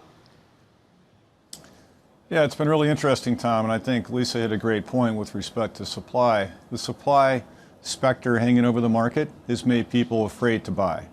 And if Treasury dials that back a little bit today, and if the Fed is not super hawkish, investors might say, okay, I'm not going to get clobbered. I won't come in and buy and have yields go up 50 basis points in a month. But I haven't talked to anybody in quite some time who's super keen to put on long positions right now. So that fear seems to be subsiding a bit, but that big bullish appetite for bonds, just not there. Into this meeting this afternoon, what is the state of our commercial banking system? And of course, there with the bolt-on of a readjustment of balance sheets in commercial real estate. Yeah, as far as the big banks go, I'll leave that to Mike Mayo. He'll tell you they're well capitalized, no issues. With respect to the, call it, mid-sized banks, regional banks, I think the issue there with respect to CRE, and a number of my colleagues at Wells have talked about this, is that if you go bank by bank, the exposures simply aren't that big on an institution basis. So not systemic. You might see some noise for a particular name, but not going to send the economy toppling. Is this a unified Fed? We haven't even brought this up this morning. I've been remiss on that. Mike Schumacher, do you see dissent in the Fed meeting today? I think dissent is going to happen very soon, Tom. And when you think about the various members of the FOMC, got a number of new appointees, almost certainly lean dovish. Jay Powell's got a very different motivation. He wants to go down. Volcker's out, but at least not Arthur Burns. Doesn't want to be the anti-hero. So he wants to make sure that's not his legacy. So Powell's motivation, keep rates high, squelch inflation. Others might say, hey, done a lot of good work. You know the story. Inflation's down. People are hurting. Let's back off a little bit. That discussion's going to get tougher and tougher. Does it lead to an outright dissent today? I doubt it. Does it lead to a dissent pretty soon, formally? We think that's pretty likely over the next few meetings. Let's take a step back for a minute, Mike, and talk about how pivotal this week has been and will be looked back upon as having been. You came into this year and you have been talking about being bullish on longer-term bonds. It has been a painful period for that kind of idea, although a lot of people say it is a bet deferred or delayed, not necessarily thrown off completely. What stands out to you as we get economic data that surprises to the upside, potential idea of supply, and a Fed decision that's basically going to be, we'll see? Yeah, it's interesting, Lisa. So it feels like a year. We've actually only been bullish for 3 months, but I think I've aged about a year's worth during that time, hence the gray hair. But as far as this pivotal week, it's been very interesting with respect to a few things. Bank of Japan, I think, stands out. Getting a little bit more tolerant of yields rising. Intervention seems very likely to happen over the next few days, potentially tomorrow post-Fed. So that's a big thing. If we see from Treasury at 8:30 today that the supply tide maybe is crested or at least is not going to become a tsunami, that's a big positive for the market. Those things could stand out. As far as the Fed, that's probably the least notable commentary we're going to get this week, in my opinion. So Jay Powell, we know, is going to play it pretty well down the middle. Not too exciting. So let's talk about what you think potentially could have the biggest ramification. We were talking about the refunding agreement. If you see the other side and an increase that is greater than expected in terms of longer-term bond sales, does that make you suddenly much more bearish, much more reluctant to reinstate some sort of bullish feel in bonds? Yes, it does. So if Treasury comes out and says, hey, we know yields went up a lot during early August after our last announcement. We don't care, frankly, because we have to fund this massive deficit. We need to get cracking on that. We're going to increase issuance even more than you expect. That makes us negative at that point. So you could see a sell-off, I think, in 10 and 30-year treasuries of 15, 20, perhaps even more basis points. If issuance comes out, let's say, consensus is 3 for the 10-year. If they bump it up to 4, that's a very bad day for treasuries. Explain that again, Michael. I think there's a lot of people listening to you that's Greek there as well. When you say from 3 to 4, what are you talking about? Yeah, it's a good point, Tom. So it's a lot of bond market technical jargon here, but Treasury does the auctions, and Treasury talks about the refunding, so the quarterly move in terms of 3-year, 10-year, 30-year treasuries. We're talking about the increase in the size of the 10-year Treasury auction this month versus 3 months ago. So the market expects an extra $3 billion. Right. We think it's going to be 2. If it comes out 4, that's a lot. It might seem like it's quibbling, Right. but it's really the message. And the message is Treasury, in that case, would say, we're going to go big, we're going early, get ready, just deal with it. That was beautifully explained. Mike Schumacher, if that's the case, and there's always this folks, will the Chinese show up? Will the Japanese show up? Do mom and pop show up? Do we still buy bills, notes, and bonds for our retirements? Mom and pop have been showing up, Tom. They've been moving a lot more money into bonds in the last few months than they had previously. So I think in particular, when you look at very short-term yields, T-bills 5+, very straightforward. You get some good tax benefits in a lot of states, very attractive. Where mom and pop are going to get a bit more queasy is buying the very long stuff because there's significant market risk. But going out to 2-3 years, that's pretty palatable. So I do think retail investors show up, especially on the front end. Mike, if we do get an upside surprise, the total amount of longer-term debt that the U.S. government decides to sell over the next quarter, what's the ramification for stocks that have otherwise, I don't know, been maybe responding to the volatility in treasuries, but not in the same kind of predictable ways to the level? Probably a negative, I would say, Lisa, for risk in general, and certainly would extend that to stocks as well. So the idea there, again, is that if the message from Treasury is we've got a lot more to do, it's going to send yields higher, it's probably not a good thing for some of the high PE stocks in particular that have been driving the market. So I would take that as a negative. Yeah. Mike Schumacher, thank you for the brief and particularly really nice explanation there of why Mike McKee cares about this important refunding announcement. We see that in less than 1 hour. All of a sudden, it's like drama. I'm interested. It is going to be important. Someday I'll actually care about the auctions.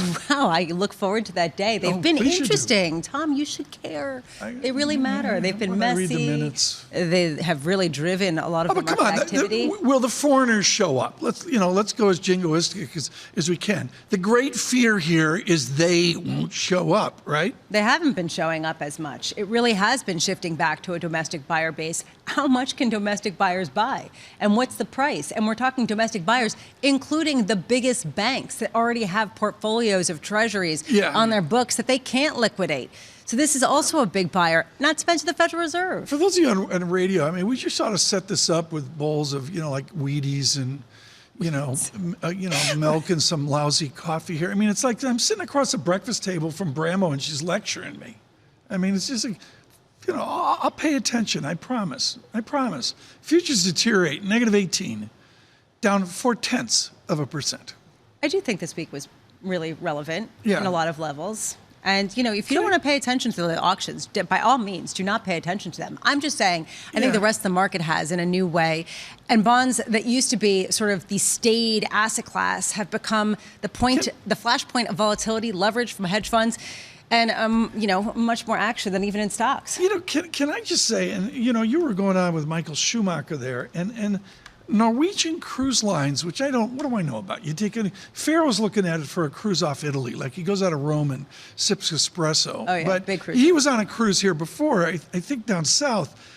And I just don't get the business in that I looked at the income statement, and they're, of course, hammered in COVID, and revenues have really come back, but it's like the airlines. Is there a profit to be made here? Well, and just, an even bigger point, I'm glad that you brought up the airlines. Are people sick of traveling?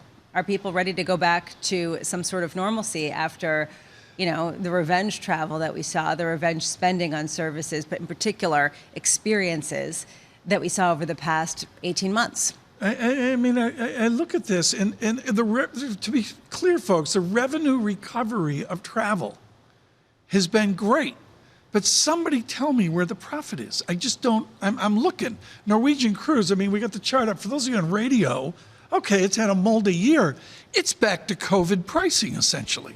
People pay a lot for those. I mean, have you been on a cruise? I have never been on the kind that John goes on. Yeah. I've never been on. Where you've had, entertainment. You sit on a deck chair. Well, I went down and saw John over the weekend. I missed him so much. And I get so seasick, they put me down with a band down by the bilge. There were no windows. That's definitely a way to get over seasickness. It's great. For sure. It's Fed Day. Stay with us.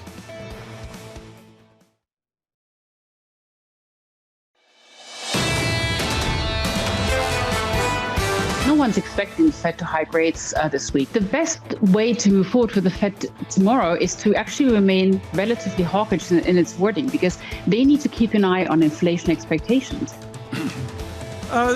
Sonia Martin of DZ Bank, Frankfurt, FX and monetary policy there. Nice conversation yesterday with a view on, really a global, international economic perspective. Lisa and I distracted right now. We're going to get right to this, and you get lucky. What you do is you make your luck on surveillance, where we book a world-class guest like Win Thin of Brown Brothers Harriman, and we do that when a research note lands that we never know is coming. And we have a blistering note on Fed Day from George Saravelos of Deutsche Bank. And blistering is the only operative word. Futures -20. The market deteriorates here, looking at the real yield 2.48%. And I'm going to get a DXY here of 107, yen 151.20, euro yen, Lisa, 159.42, weak yen. Okay, so you mentioned the George Saravelos note. Let's tell you what it actually says. That basically compares the Japanese yen to the Turkish lira and the Argentinian peso, saying that the Japanese officials are wasting money, throwing good money after bad by trying to come in and buy bonds or intervene in the FX market at a time where it's just other events that are going to drive this. And this is the conundrum. What are Japanese authorities willing or able to do to stem the tide if something breaks or things get out of their control? In reflation here, and academically, reflation is sort of a mystery. Mr. Saravelos cites a laureate, Paul Krugman, of saying, hey, you got to reflate, which clearly is what they've been doing. And George's point is, okay, now what? And the now what has got to be to work towards a strong yen reaction. There is a profound question underpinning Japan right now, which is how do you move away from a controlled market that was never a market, at least over the past couple of years with yield curve control, where the Japanese government owns a significant part of all outstanding debt? How do you release it into the wild of free float at a time without anything breaking and without any sudden moves? It sets us nicely here on Fed Day to the incredibly strong dollar we've seen even since the September meeting. Joining us, Dr. Win Thin, Global Head of Currency Strategy at Brown Brothers Harriman. Win Thin, you were at the altar of Robert Mundell at Columbia, who invented our international currency dynamics. Is there a theory to what Japan is doing, or are they making up original theory? Well, first of all, thanks. As always, a pleasure to appear here with you guys. To me, it's an experiment. It's an ongoing experiment. Japan has been fighting deflation for decades, and they've thrown everything at the wall to see what sticks. The latest iteration was negative rates and yield curve control. And by hook or by crook, it's finally getting out of deflation. It's obviously the policymakers are very nervous. They're starting these policies is the easy part. Getting out of them is always the hard part. We saw the Fed struggle with getting out of QE back after the great financial crisis. So what we've been seeing unfold really over the last year is just a really haphazard sort of, again, throwing stuff at the wall to see what works. It's been, again, more out of fear and concern than anything else. They don't want to upset the apple cart. The recovery is by many measures, quite modest and vulnerable. And so that's what we're seeing. I do think that Japan will exit accommodations fully in early 2025, and by that I mean a rate hike. Why should our viewers and listeners care in the Western world? It just seems to be removed and over there. For example, comparing the yuan, the renminbi in China to Japanese yen, even with weak yuan versus the dollar, it's stunning how weak the Japanese yen is versus renminbi. Why do I care in America? Well, I think as you guys pointed out just earlier in the segment, Japanese investors have been basically leaving Japan and chasing yield and returns elsewhere. And that's because of the zero rate interest policy and yield control. Domestic yields aren't attractive enough. So we've seen massive capital outflows from Japan over the last years, if not decades. If we get to that inflection point where things change and actually rates are allowed to sort of go back to market-based levels, I think the fear, at least in Japan and others, is that that wave of capital will come crashing back. We've already seen announcements from some of the Japanese life insurers that they plan in the second half of this fiscal year to underweight foreign investments, foreign bonds, and overweight JGBs in anticipation of normalization. So there's all sorts of capital flow stories that I think, coming at a time when we don't know what the Fed's doing, we don't know what what's going on in Europe, with the Middle East. It's just another sort of added uncertainty that markets have to adjust. And I think that's what I think investors in general are worried about. It's almost deliberate ambiguity. Is deliberate ambiguity by the Bank of Japan going to actually create some sort of soft, gradual increase in yields and some sort of controlled departure from yield curve control? Yeah, at least I think that's what we're seeing. I mean, in fact, in my opinion, the yield curve control is dead. It's deader than Elvis right now. As far as I can tell, they've introduced this ambiguity where it's now 1% is now a reference point. Well, who knows what that means? So the market will prod and test the Bank of Japan, not just on yields, but also on the dollar yen. And it's going to be a cat and mouse game. But really, for all intents and purposes, JGB yields are going up. They have been going up. They will continue to go up. We'll go above that 1% sort of reference point within days. And the upside, I think maybe 125, 150 is sort of a natural sort of target for the markets. Where we go from there will depend on what's going on in other global markets, especially U.S. Treasuries. But again, this is normal. This is, it's very, what I would say, an abnormal period. And it's been going on for decades in Japan of zero rates, negative rates, yield curve control, and it's abnormal. And I think that they're trying to exit that, but are obviously very, very scared of the ramifications. Lisa, moments ago, the DXY unraveling right now, 106.91. We're really buttressed up here against a 107 on DXY, and it's clearly led by yen dynamics. And this goes like the banking stocks. I'm sorry, you just have to look at the Bloomberg screen, and it's screaming a certain level of tension out there this morning without being, a toxic brew of gloom. I mean, it's just the markets are speaking before this Fed meeting, and it's not all the managed message of the elites. When, to that point, how disruptive is the fact that the dollar has continued to strengthen and not weaken as so many people thought this year? Well, for the U.S., it's good because the stronger currency helps to limit imported inflation. What we're seeing particularly stress is in emerging markets, especially in Asia, that's being double whammied by the yen and by the dollar. But basically, we've seen many emerging market central banks intervene to help support their own currencies. We've seen surprise rate hikes. We saw that from Indonesia last month.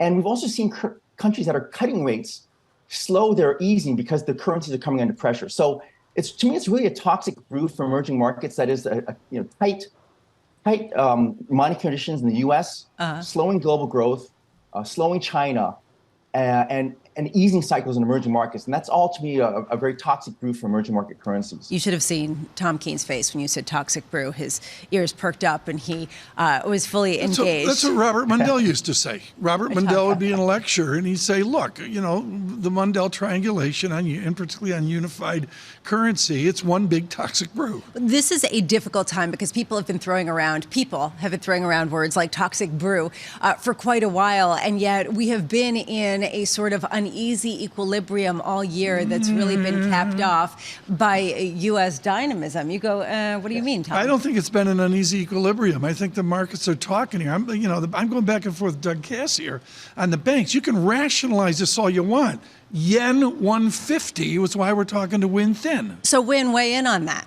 Are things breaking down in a more material way that'll lead to more dramatic moves in FX? Well, I think the main driver that's really, I think, taken everyone by surprise is just the continued strength of the U.S. economy. And by that extension, the U.S. dollar, the Fed, and all that. I'm of the opinion that the Fed will probably get us into a recession next year, but I don't look for anything, quote unquote, break. By break, we mean like a financial crisis, a banking crisis of some sort. We had a scare back in March with SVB, but we found that was, to me, an idiosyncratic situation with SVB and Signature. So to me, all the stress tests suggest that the global financial system remains fairly resilient. Now, look, we all know that doesn't mean a whole lot when push comes to shove. But I do think that we are sort of in this post-Great financial crisis situation where, yes, the institutions and overseers and regulators are all sort of on the same page and hopefully willing and able to head off a crisis. Now, we'll see pockets of stress. We've had frontier markets blowing up. Emerging markets will continue to remain under stress. Look, UK, Europe are into recession, but nothing sort of broken. This is sort of a normal thing. I guess I'll leave this with the final thought is that it's a normal sort of situation in terms of downturn. We're going too fast here in the U.S. Fed's hiking. We're going to slow. We maybe go into recession, but then the whole cycle starts over again. You know, it's not something to worry about. Got to leave it there. Dr. Thin, thank you so much. He's with Brown Brothers Harriman. Futures -20, Dow futures -128, the VIX 18.40. Again, Fed Day. Priya Misra with us as we look to the Fed at 2 o'clock. Good morning.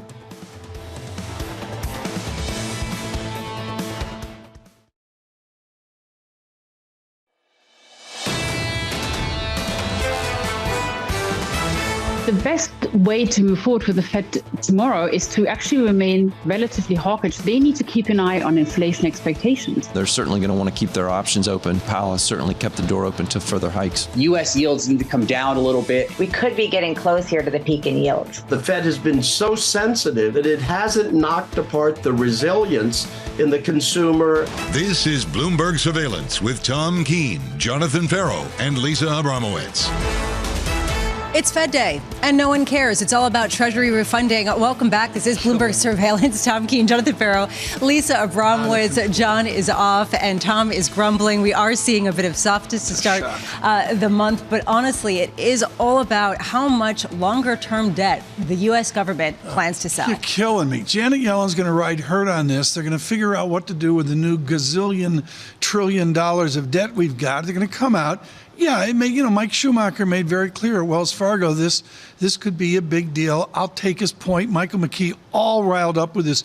Without commercial interruption here to get to the 8:30 hour with Mike McKee with that ADP report. Fed Day, Jobs Day, and what the market's telling us here, particularly about the bank stocks, all my radar's up.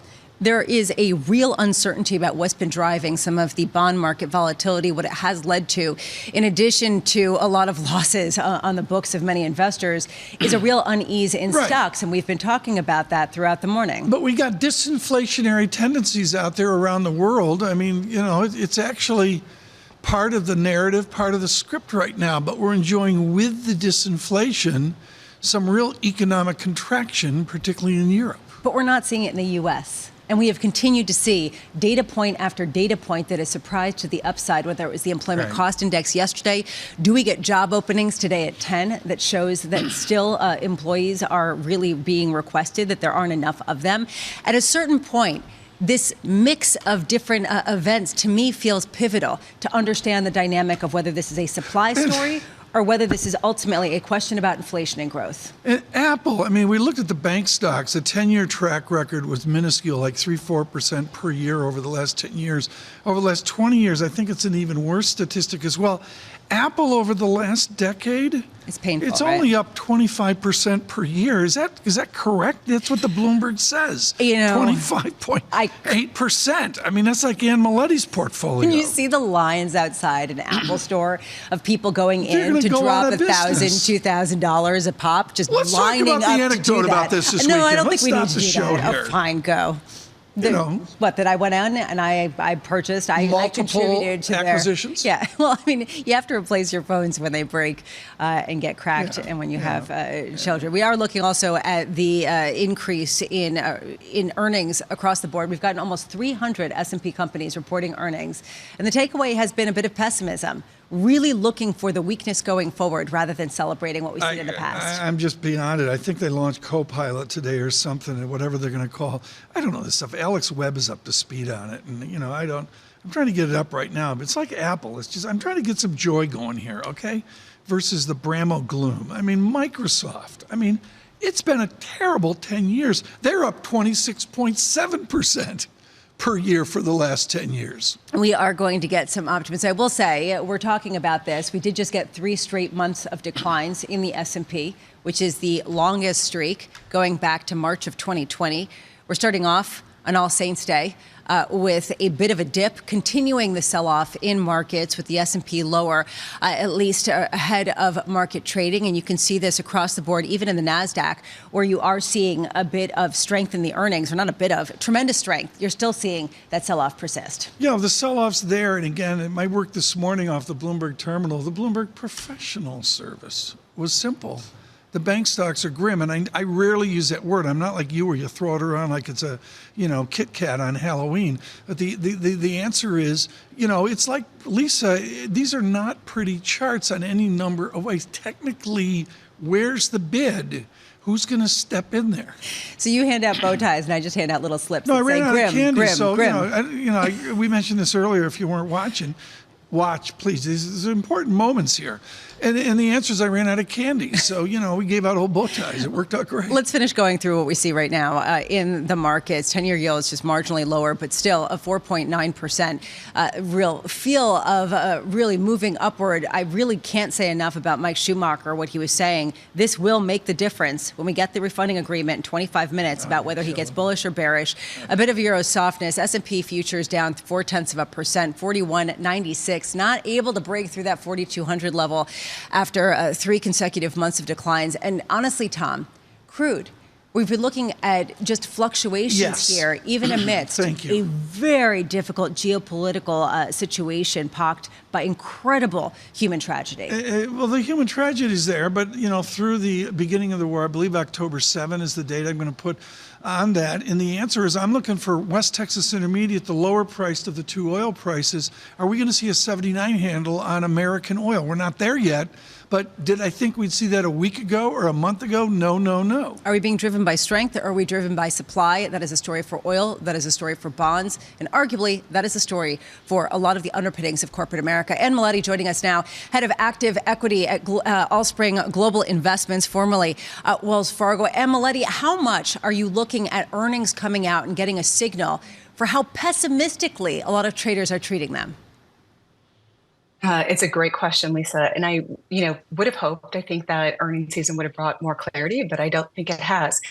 The reality is, when you look back, earnings have, for the most part so far, and we're only about 50% in, have met expectations. You're seeing a little revenue growth and about 4% earnings growth on what's been reported so far year over year.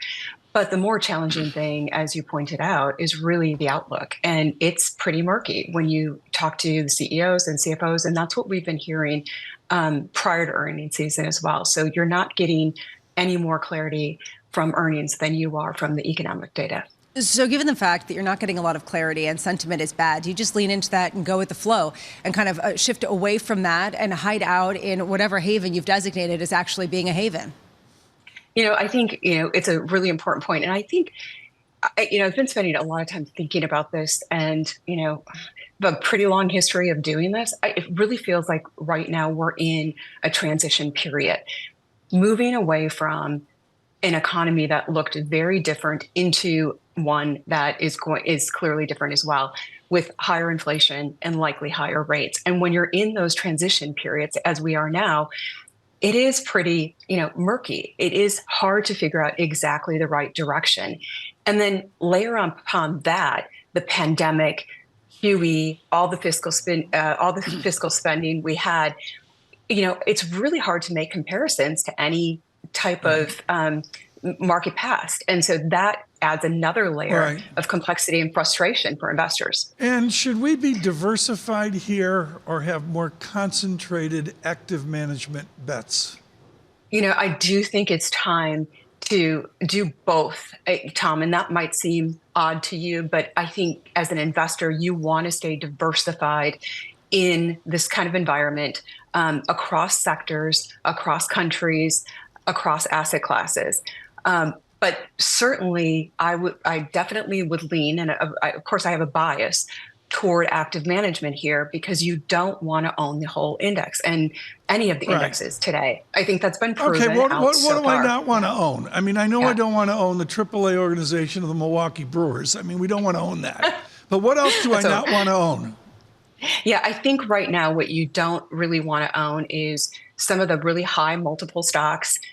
There's more downside risk than there is upside at this point when there is uncertainty. I think you don't want to own companies with a lot of leverage that have to go back and look at more financing at a higher cost, clearly.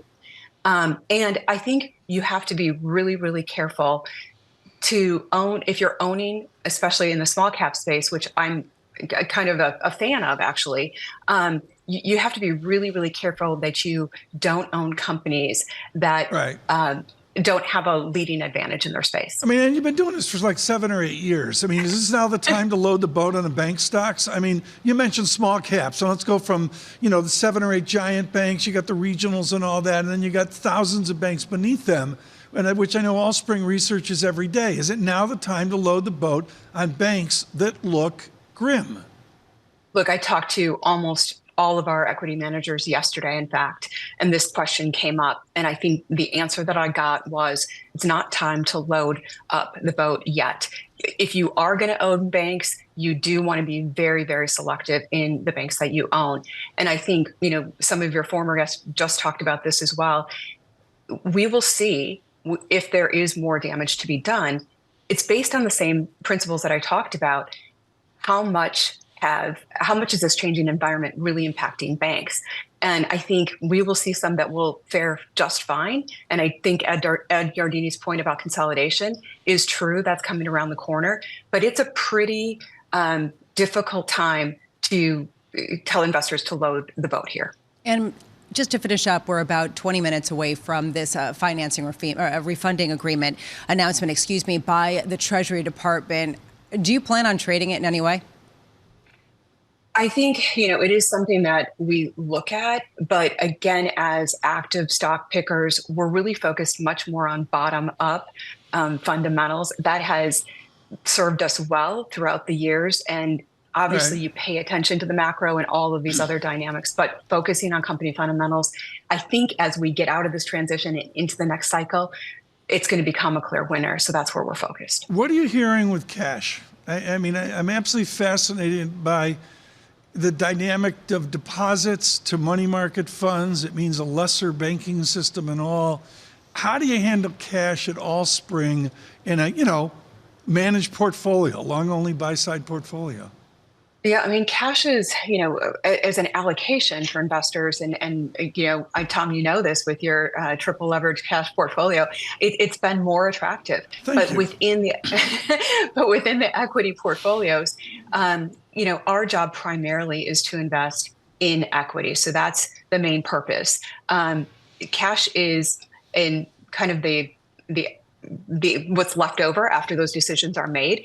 Typically, we see cash levels below 5%, but our investors are allocating cash away from, into different buckets and away from the active managers, if that's what they're looking to invest in. So it's not really our focus.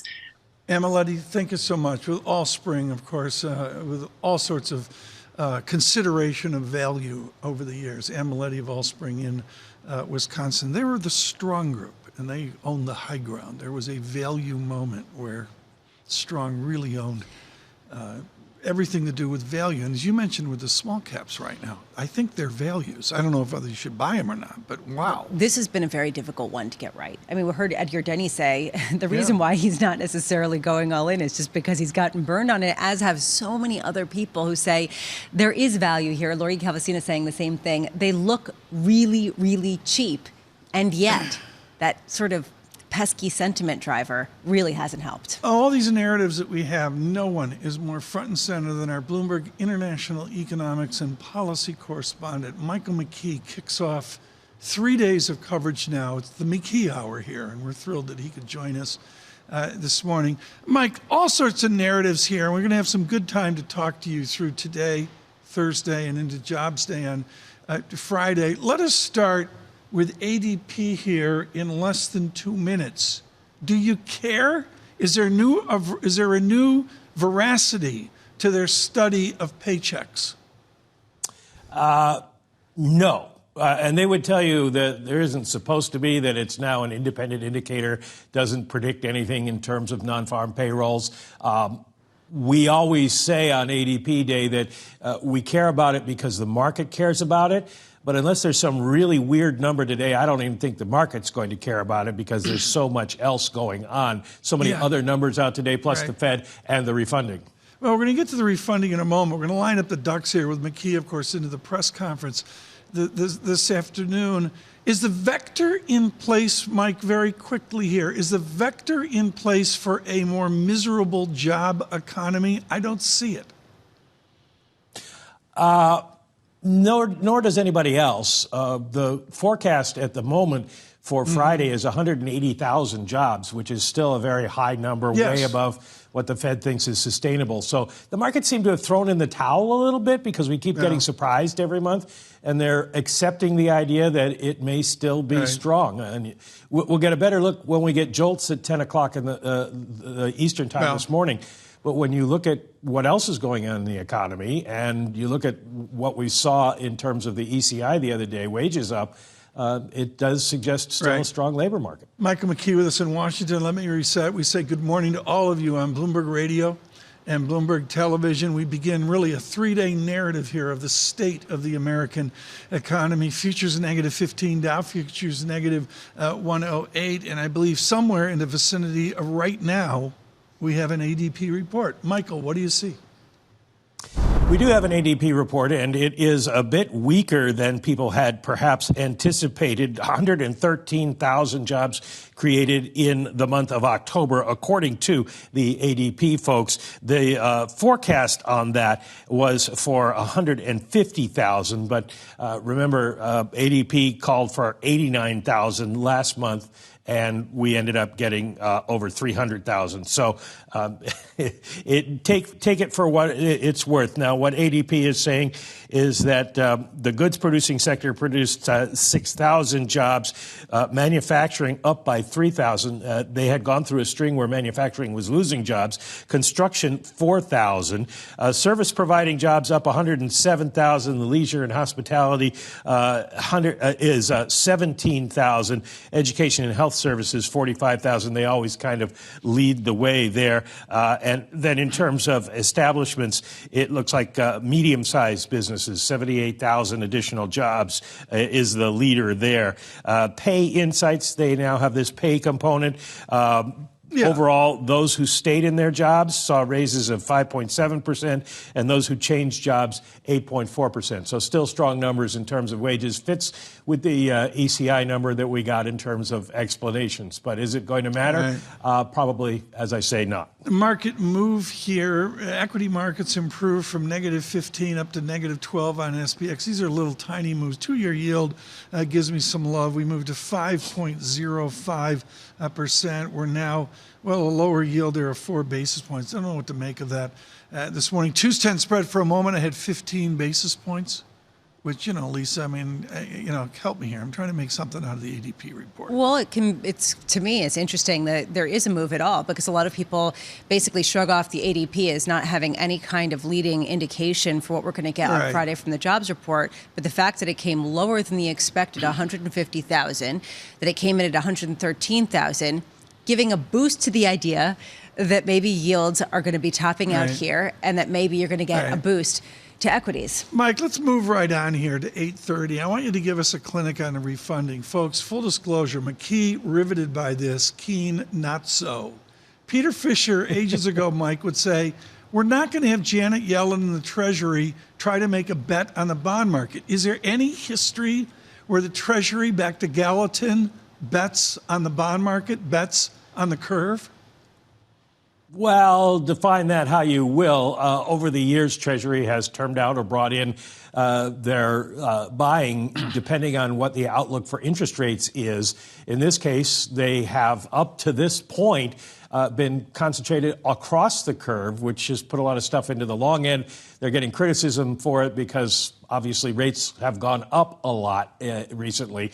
So it'll be interesting to see what they do at 8:30, whether there's a significant change or not. But basically, the Treasury is in the position of having to refund a lot of paper that's maturing and add in additional cash because the deficit is growing. So they've got to figure out the best way to do it. They've always argued they should be regular and predictable, and that at the same time, they want to be the lowest cost provider of loans to the government. Mike, can you just quickly tell us which indicators are the most reliable that we've seen this week? ECI, we're going to get jolts. We just got ADP. What's the best forecaster for Friday's number?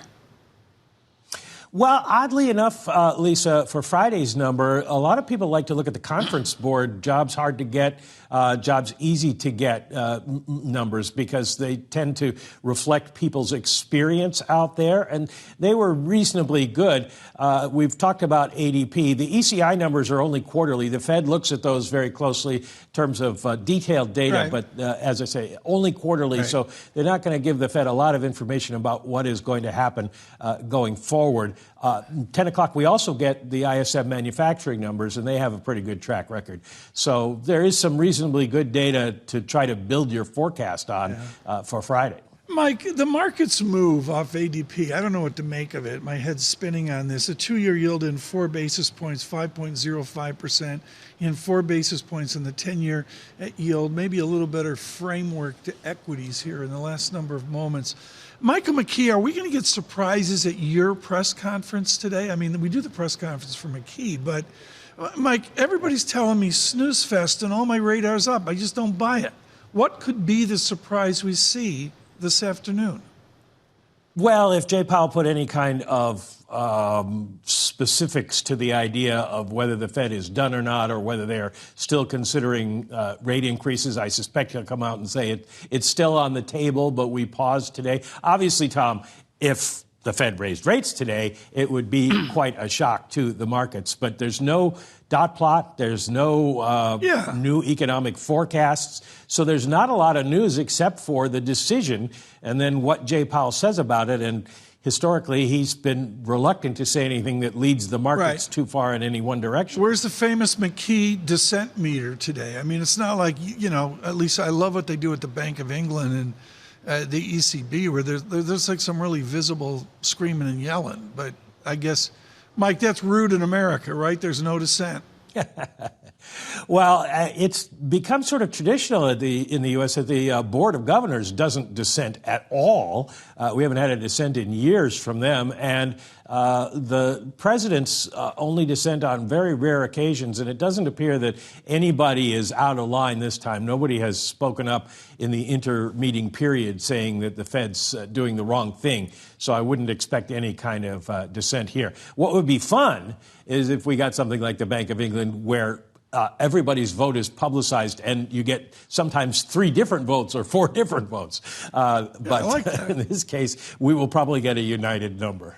If you are just joining us, we did get the ADP employment change that came in a little lighter than expected. This comes ahead of the JOLTS job openings report that we get at 10 a.m. It comes ahead of the jobs number that we get from the non-farm payrolls on Friday. And it comes ahead of a Treasury refinancing agreement that is just 8 minutes away at a time of real fraught tension in the bond market. And Tom, you can see that bonds are moving and stocks are responding in tandem. Basically, yields are slightly lower, stocks slightly higher. There is a feeling any softness in the U.S. economy will be welcome in this market. We're starving for data, and you know this is something we haven't talked about enough, which is the ISM data. Michael McKee, help us with ISM. This is John Ferro. John Ferro screams about this. He bores me to death. We're having breakfast, you know. We're at Greer's, and, you know, we're having the little chewy things that they eat there with at Greer's. And, you know, Mike, you know, I just, why is Ferro all wound up by ISM? What do you get out of ISM on the first of the month? Well, the biggest thing about ISM is it's been around since the 1930s, so there's a long track record, and you can compare it to economic cycles. So it does have relevance in trying to figure out what's going on. In this case, everybody will be looking at the top-line number, of course, to see if manufacturing is still strong in the U.S. compared to the rest of the world.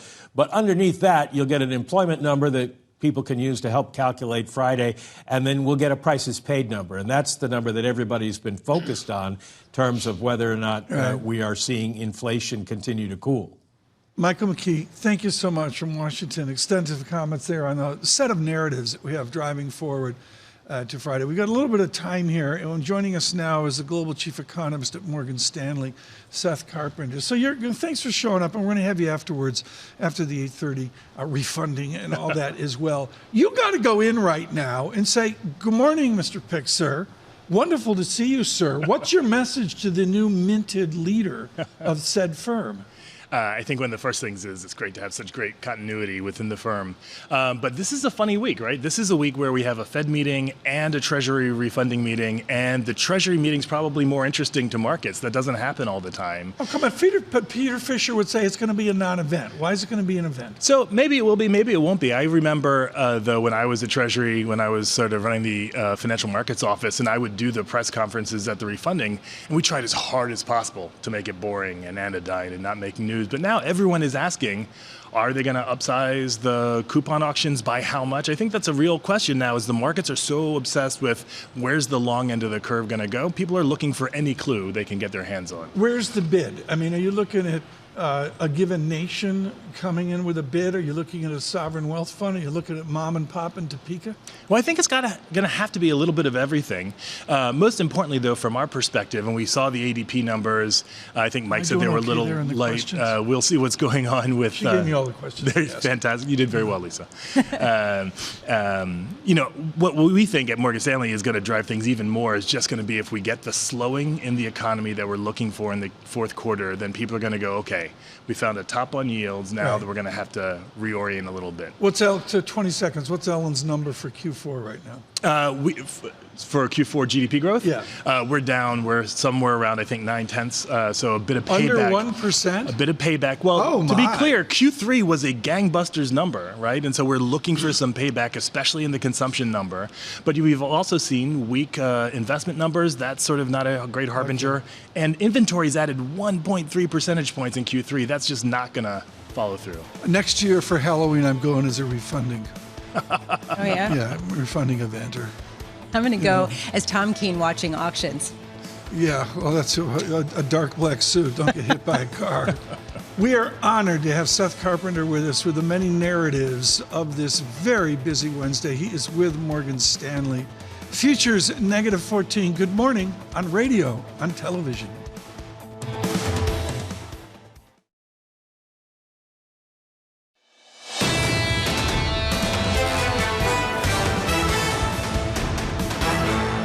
Bloomberg surveillance, Tom Keene, your clueless. Bramo on top of the story, refunding right now.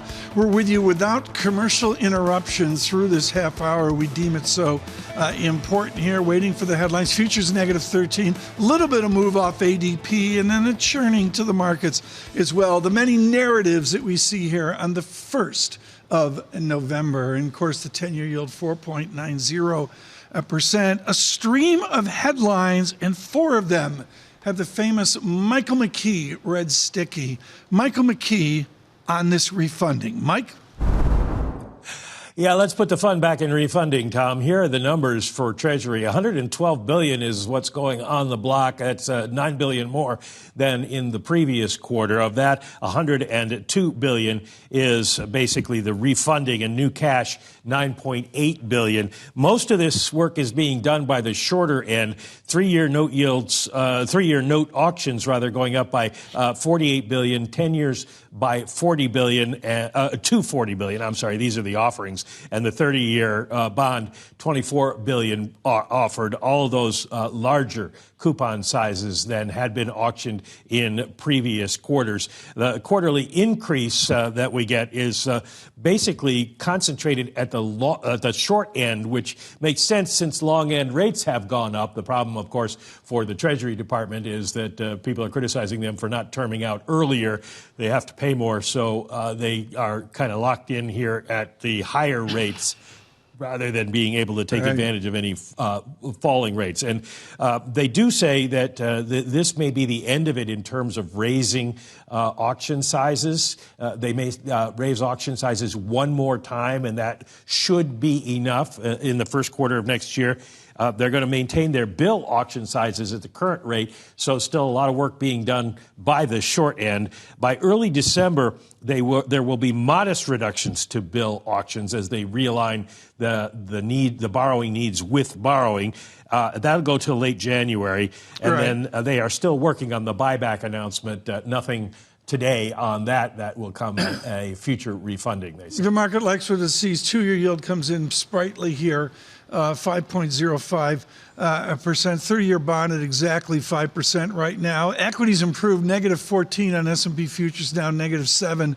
So there is some movement to the market. Maybe a little bit of dollar weakness. I'm really forced on that, and the same with oil as well. The real yield, the 10-year real yield was at 250 early this morning. Some angst there. Now back down to 244. We welcome all of you on radio to television with something Bramo cares about. What's your thoughts, Lisa? Honestly, I'm watching the 30-year yield get really close to punching through 5% for the first time in a number of days. But to me, this is really the story. The Treasury Department came out. They gave a nod to market move, if nothing else. A lot of people are going to basically suspect that was the case. Front load a lot of their purchases in the shorter end and then end up on the longer end not raising the debt sales to try to pressure some of what we have seen in terms of messiness. Mike, just quickly here, what we're seeing is a rally, and this is what a lot of people are expecting. We heard this from Mike Schumacher. How much are people going to suspect that the Treasury is directly responding to fears about disorderly auctions and some of the volatility that we've seen at the long end of the yield curve?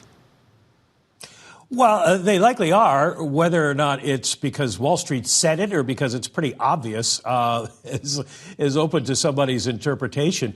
One really interesting note comes in the Treasury Borrowing Advisory Committee letter to the Treasury Department. These are the traders from all the top Treasury houses around Wall Street. They note that the rise in yields that we have seen in recent weeks is likely because traders are repricing for stronger growth and at the same time for a higher neutral rate from the Fed. They are not putting a lot of weight on the idea that it is the deficit. So Janet Yellen said it wasn't the deficit, and they seem to be agreeing, the folks who deal in these things day to day. Nicely encapsulated. Michael McKee, thank you so much for the brief, really, truly over the last couple of days here on Refunding. With us, Seth Carpenter, and McKee segues perfectly, folks, to the chief global economist at Morgan Stanley. Is this just about an R-start? Are we all John Williams this morning and we're readjusting? I had Clarita with me last week at a Bloomberg event. 2.0% is not 2.6%. I mean, are we really talking, as Mike alludes to there, about a new inflation regime? I think you want to separate out a couple things. One is the new inflation regime. And there, if you're comparing it to where we were from the financial crisis through COVID, I think you have to say yes, right? The Fed was consistently missing its inflation target to the downside by, call it, a 0.25 percentage point. We're clearly above target now. And over the next several years, they want to bring it down. But I'm not sure they want to go back to the old days of, being below 2% on a regular basis. So if they're going to be averaging a little higher during expansions, call it a tenth or two above, you're talking about 25 to 50 basis points higher inflation, so that's got to be there. I don't think we're talking about the difference between 2% inflation and 3% inflation. I want to tell you on radio and television where we're heading here. What a half hour we have. We have Dr. Carpenter with us on the broader economics of this moment. Ira Jersey scheduled to join us, just exquisite here on fixed income dynamics. And then we do even better. Mark Cabana is going to darken the door, who's just expert on your world about, the different tranches of the auctions. I want to dig into what the implications are of this announcement, Seth. And to me, I'm looking at the idea that they're really going to force the front end to do a lot of the heavy lifting here. Does that pose a greater risk than people realize? So my view is no. The way I would think about it, there was a speculation that back and forth a little bit earlier, did the Treasury just react to the market? And I think you want to remember that the folks there at Treasury, Josh Frost, the Assistant Secretary, the career staff in debt management, they have a structure now. They have a framework for how to think about what to issue, and they're looking at what is the market saying about where the market wants to pay up and where the market's demanding a discount. And at the margin, they'll lean a little bit more to where the market wants the paper and lean a little bit away from the place where the market's pulling back. And we've seen over the past several months a big sell-off in the long end. It showed up, in model speak and the term premium. And they're paying attention to that. It's not that 1 week to the next or 1 month to the next or even 1 quarter to the next. Is it sustained? Well, what we are seeing is very much a strong move on the long end, and that 30-year yield plunging back below 5%, as we were talking about. Do you think that this indicates that really what we're seeing in yields is entirely a supply-driven story more than anything in terms of an economic read on strength and inflation in the U.S.? So No, it's so hard dependent on any single thing. When I talk to our clients here in New York, in London, around the world who are trading in treasuries, there are a whole set of different narratives, one of which has been supply. People have been worrying about the deficit, which is exactly why Secretary Yellen came out and said it's not the deficit. People are worrying about stronger growth. Q3 GDP data was very strong. There's no two ways about it, and so that contributed to it.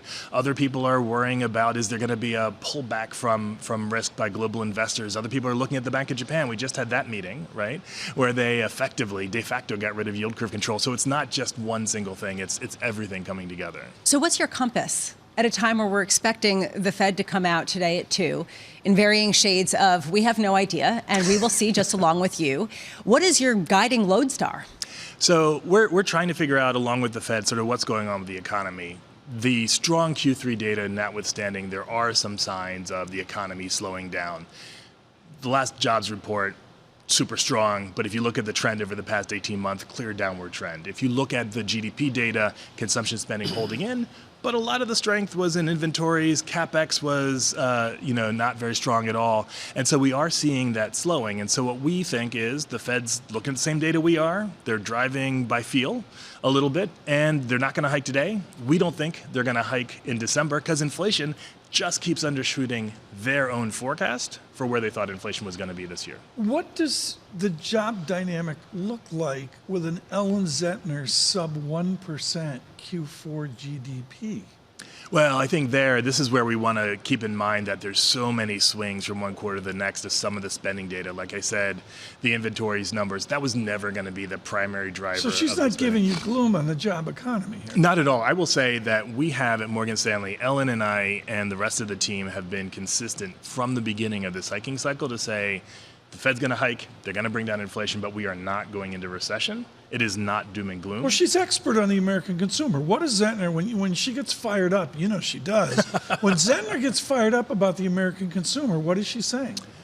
Lots of things, but in particular, one of the key risks that maybe people are overlooking for why there should be a slowdown in the fourth quarter is student loans, right? There was a moratorium on student loans. That's been lifted. We're starting to see that payback starting to happen, and that has to crimp consumer disposable income, so that matters. Durable goods, right? Interest rates are high. Credit card rates are high. People financing cars and other things, it's just costing more, and so they'll pull back on the spending.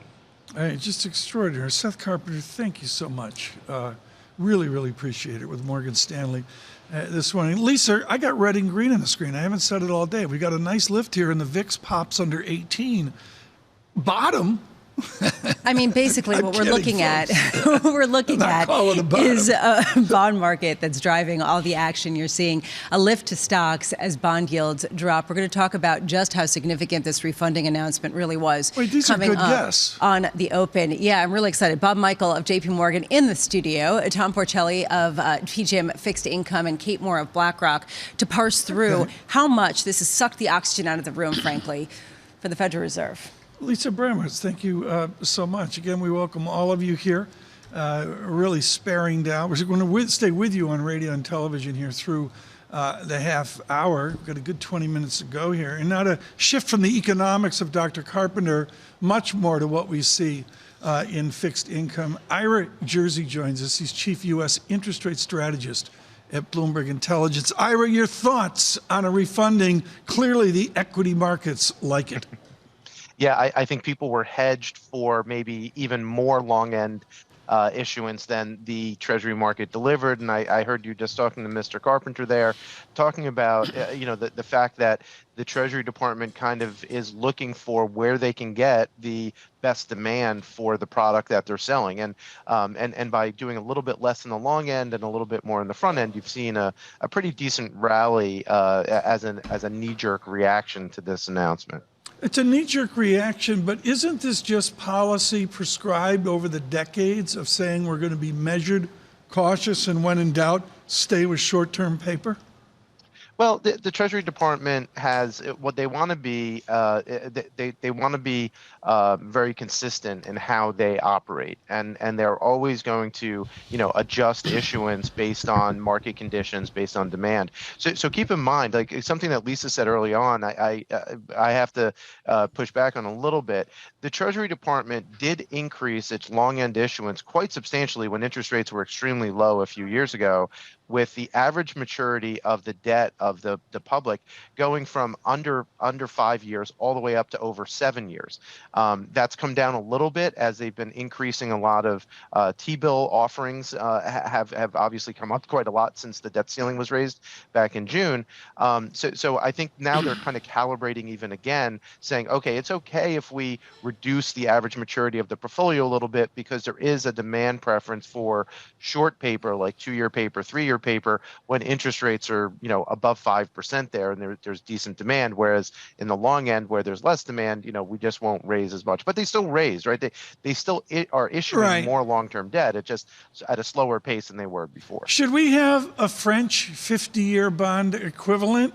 Or dare I say, with my losses, Ira Jersey, should we have a 100-year Austrian bond equivalent? So I was a little bit surprised back when they announced that they were going to do the 20-year, that they didn't also do a 50-year, because I think that the 50-year meets the needs of certain investor types. I think that one of the big fears was twofold for the Treasury Department. One is they didn't think they could do it enough in size that it would really matter, whereas they could do just more 30-year bonds or 10-year bonds and issue more of those. And the second is that they were worried that liquidity would be very poor, because they know that whatever they did sell would probably just be put away at insurance companies and some pension funds, and you'd never see the light of day. So there might be a bit of a liquidity issue with that. So do I think that it could work? Yes, but it has to be structured right. I've got a recollection, Ira Jersey, of the Tennessee accent of John Templeton.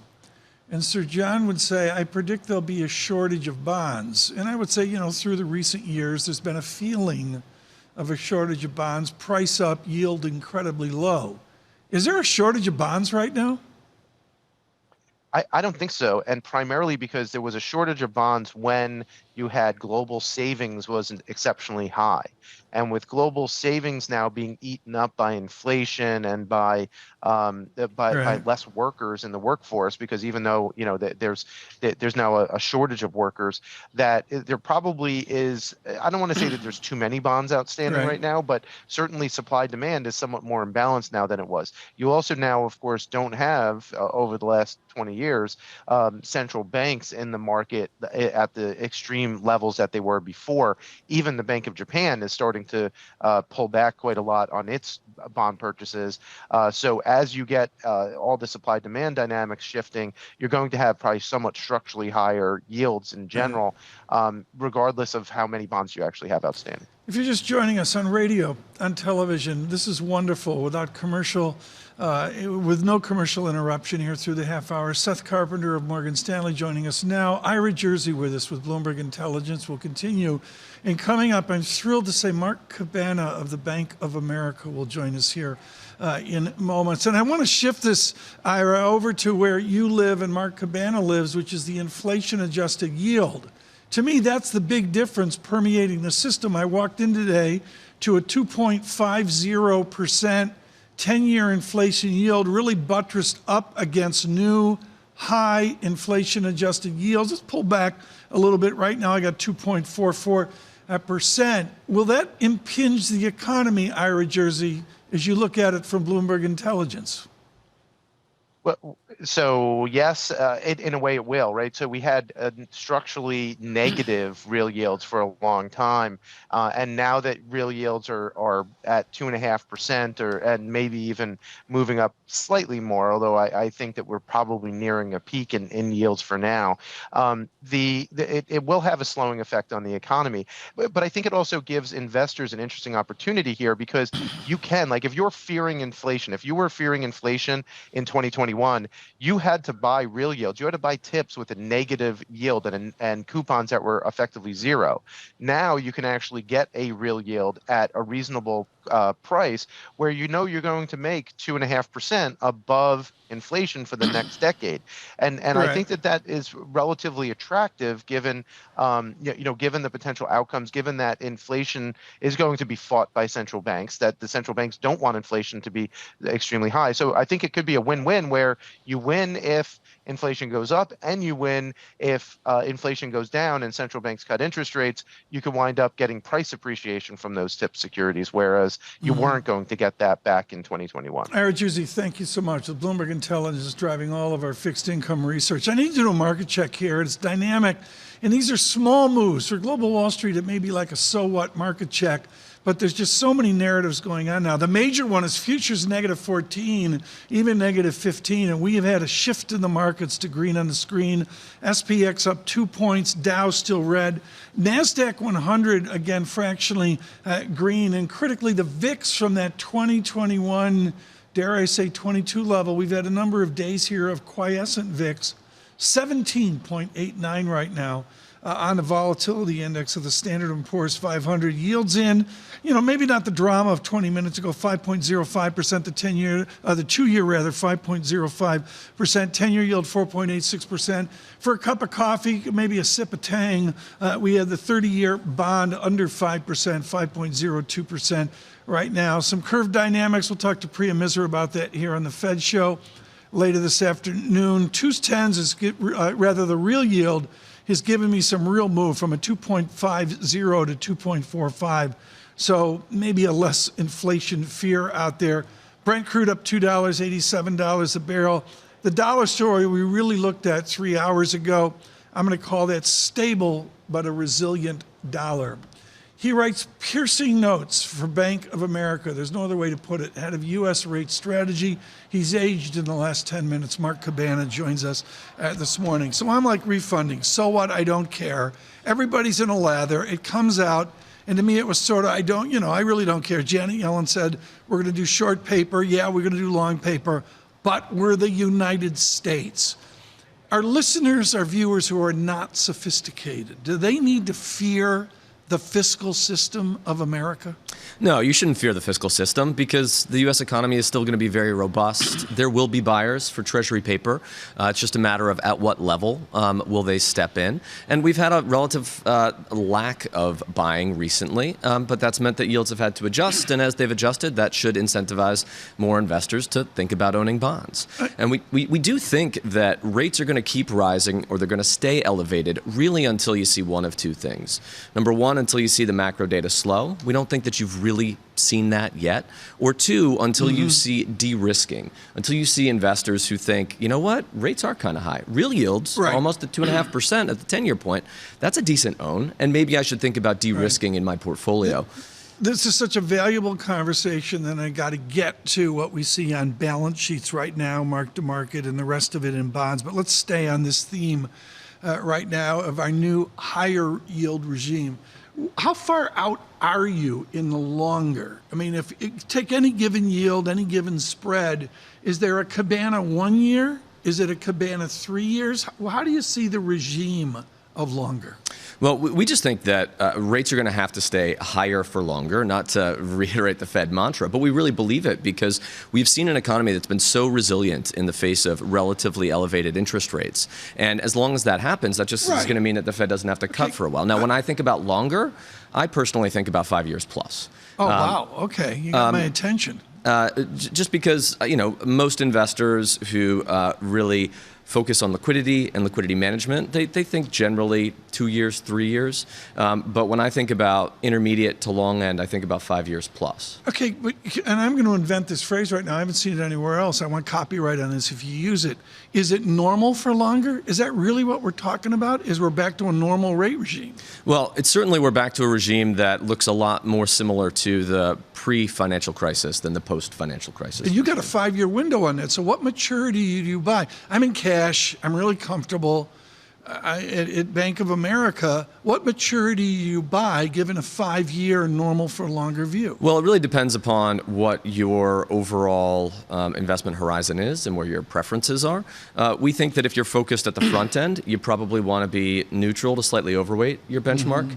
And if you're a more long-term investor, we think that you at best want to be neutral right now. And you want to stay neutral until you see those signs of feedback that tell you that higher interest rates are finally slowing the economy. Not just one data point here or there, but in the tier 1 stuff, in labor, more clearly in inflation. You want to stay neutral until you see those signs or until you believe that there's a clearer and more definitive negative feedback from risk assets, which I don't think that we have really seen sufficiently yet. I love to bust Brian Moynihan's chops because he like no other CEO quotes his research staff. And I'll go blah, blah, blah about bonds. He goes, well, Cabana says. So let's get the report from Cabana that you would give to Brian Moynihan right now. I got balance sheets nationwide. Mark to market, I get.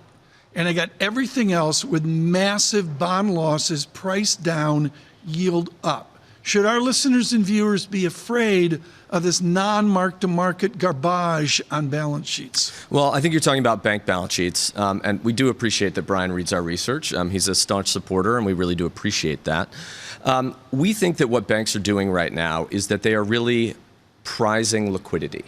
They really want to hold as much liquidity as possible. They're choosing to hold cash. They're keeping reserves with the Fed, and they're not buying bonds, they're not buying treasuries or mortgages, and they're prizing liquidity because they know that they need to meet their outflow needs. They know that their securities book is not particularly liquid because it's so low in value. You don't want to sell and realize the loss. We saw what happened with some of the regional banks. So what do you do? This is the key. So what do you do if you're a bank? What do you do if you're a bank, if you've got all this out there and you don't want to sell, just like you said, but things can happen, things can change. How do you process that reality? If you're a bank, what you're doing right now is you're holding cash. That is the game. That's why the Fed shrunk their balance sheet through QT by $1 trillion, and you've seen bank cash holdings not move down very much at all.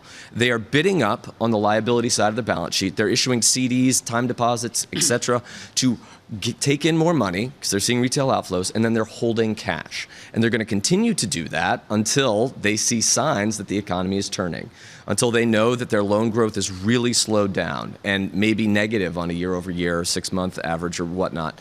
And they're going to wait until the economy slows more meaningfully to extend out the curve and buy those bonds. Right now, banks are not buying duration. They've been shrinking their Treasury and agency holdings, and they're going to wait to add duration until they see definitive signs that the economy has turned. And so, again, what banks are doing right now, it's holding that liquidity because that is the most valuable thing that they seem to believe that What does holding out liquidity mean for mere mortals that can't hold out liquidity? Small business, Torsten Slok at Apollo talks about 10% small business loans as well. I saw a 31% charge card the other day. It wasn't Bank of America, of course. 31% charge card interest rate the other day. What does the public do? Given price down, yield up, banks saying, I'm scared stiff, I got to hold cash. Look, it's a tough time to be a borrower. I think we know that, right? It's a tough time to move. It's a tough time to buy a home. It's a tough time to be a business if you need a loan. And that's exactly what monetary policy is trying to do, right? It's trying to slow down activity by reducing demand for loans and borrowing. And so if you're a small business and you do need a loan, well, you need to think about, okay, what other liquidity sources do I have? Can I draw on any other type of liquidity? And then you got to ask yourself, do I really need to expand? Do I need to make that next investment? And you got to make sure that you can clear a much higher hurdle rate in order to justify those costs. That's how monetary policy works. It should slow down activity through the lending channel. And to some extent, we're seeing that. But it hasn't happened, I think, to the extent that the Fed would like. Mark Cabana, thank you so much for the Bank of America. Terrific brief here on how we're all being buffeted around by this bond economy, if you will. The 10-year yield, 4.87%. Better equity take, negative 14 on futures. Now plus 3 on futures, maybe even a high for the day. The VIX, 17.81. On the currency front, I'm going to call it dollar strong stability as well. Let me tell you about the day here. We're going through to November 1 data, including ISM. John Ferro on a cruise ship somewhere. He said he's going to be looking in on that data here. I believe that's at 10 o'clock. We'll see that. On the Fed, we begin strong at 1:30. Priya Misra will join us from JP Morgan. Vice Chairman Clarida, Richard Clarida of PIMCO, Jeff Rosenberg, and Dudley, formerly with the New York Fed. Thanks to our booking team. What a great set of guests. Good morning.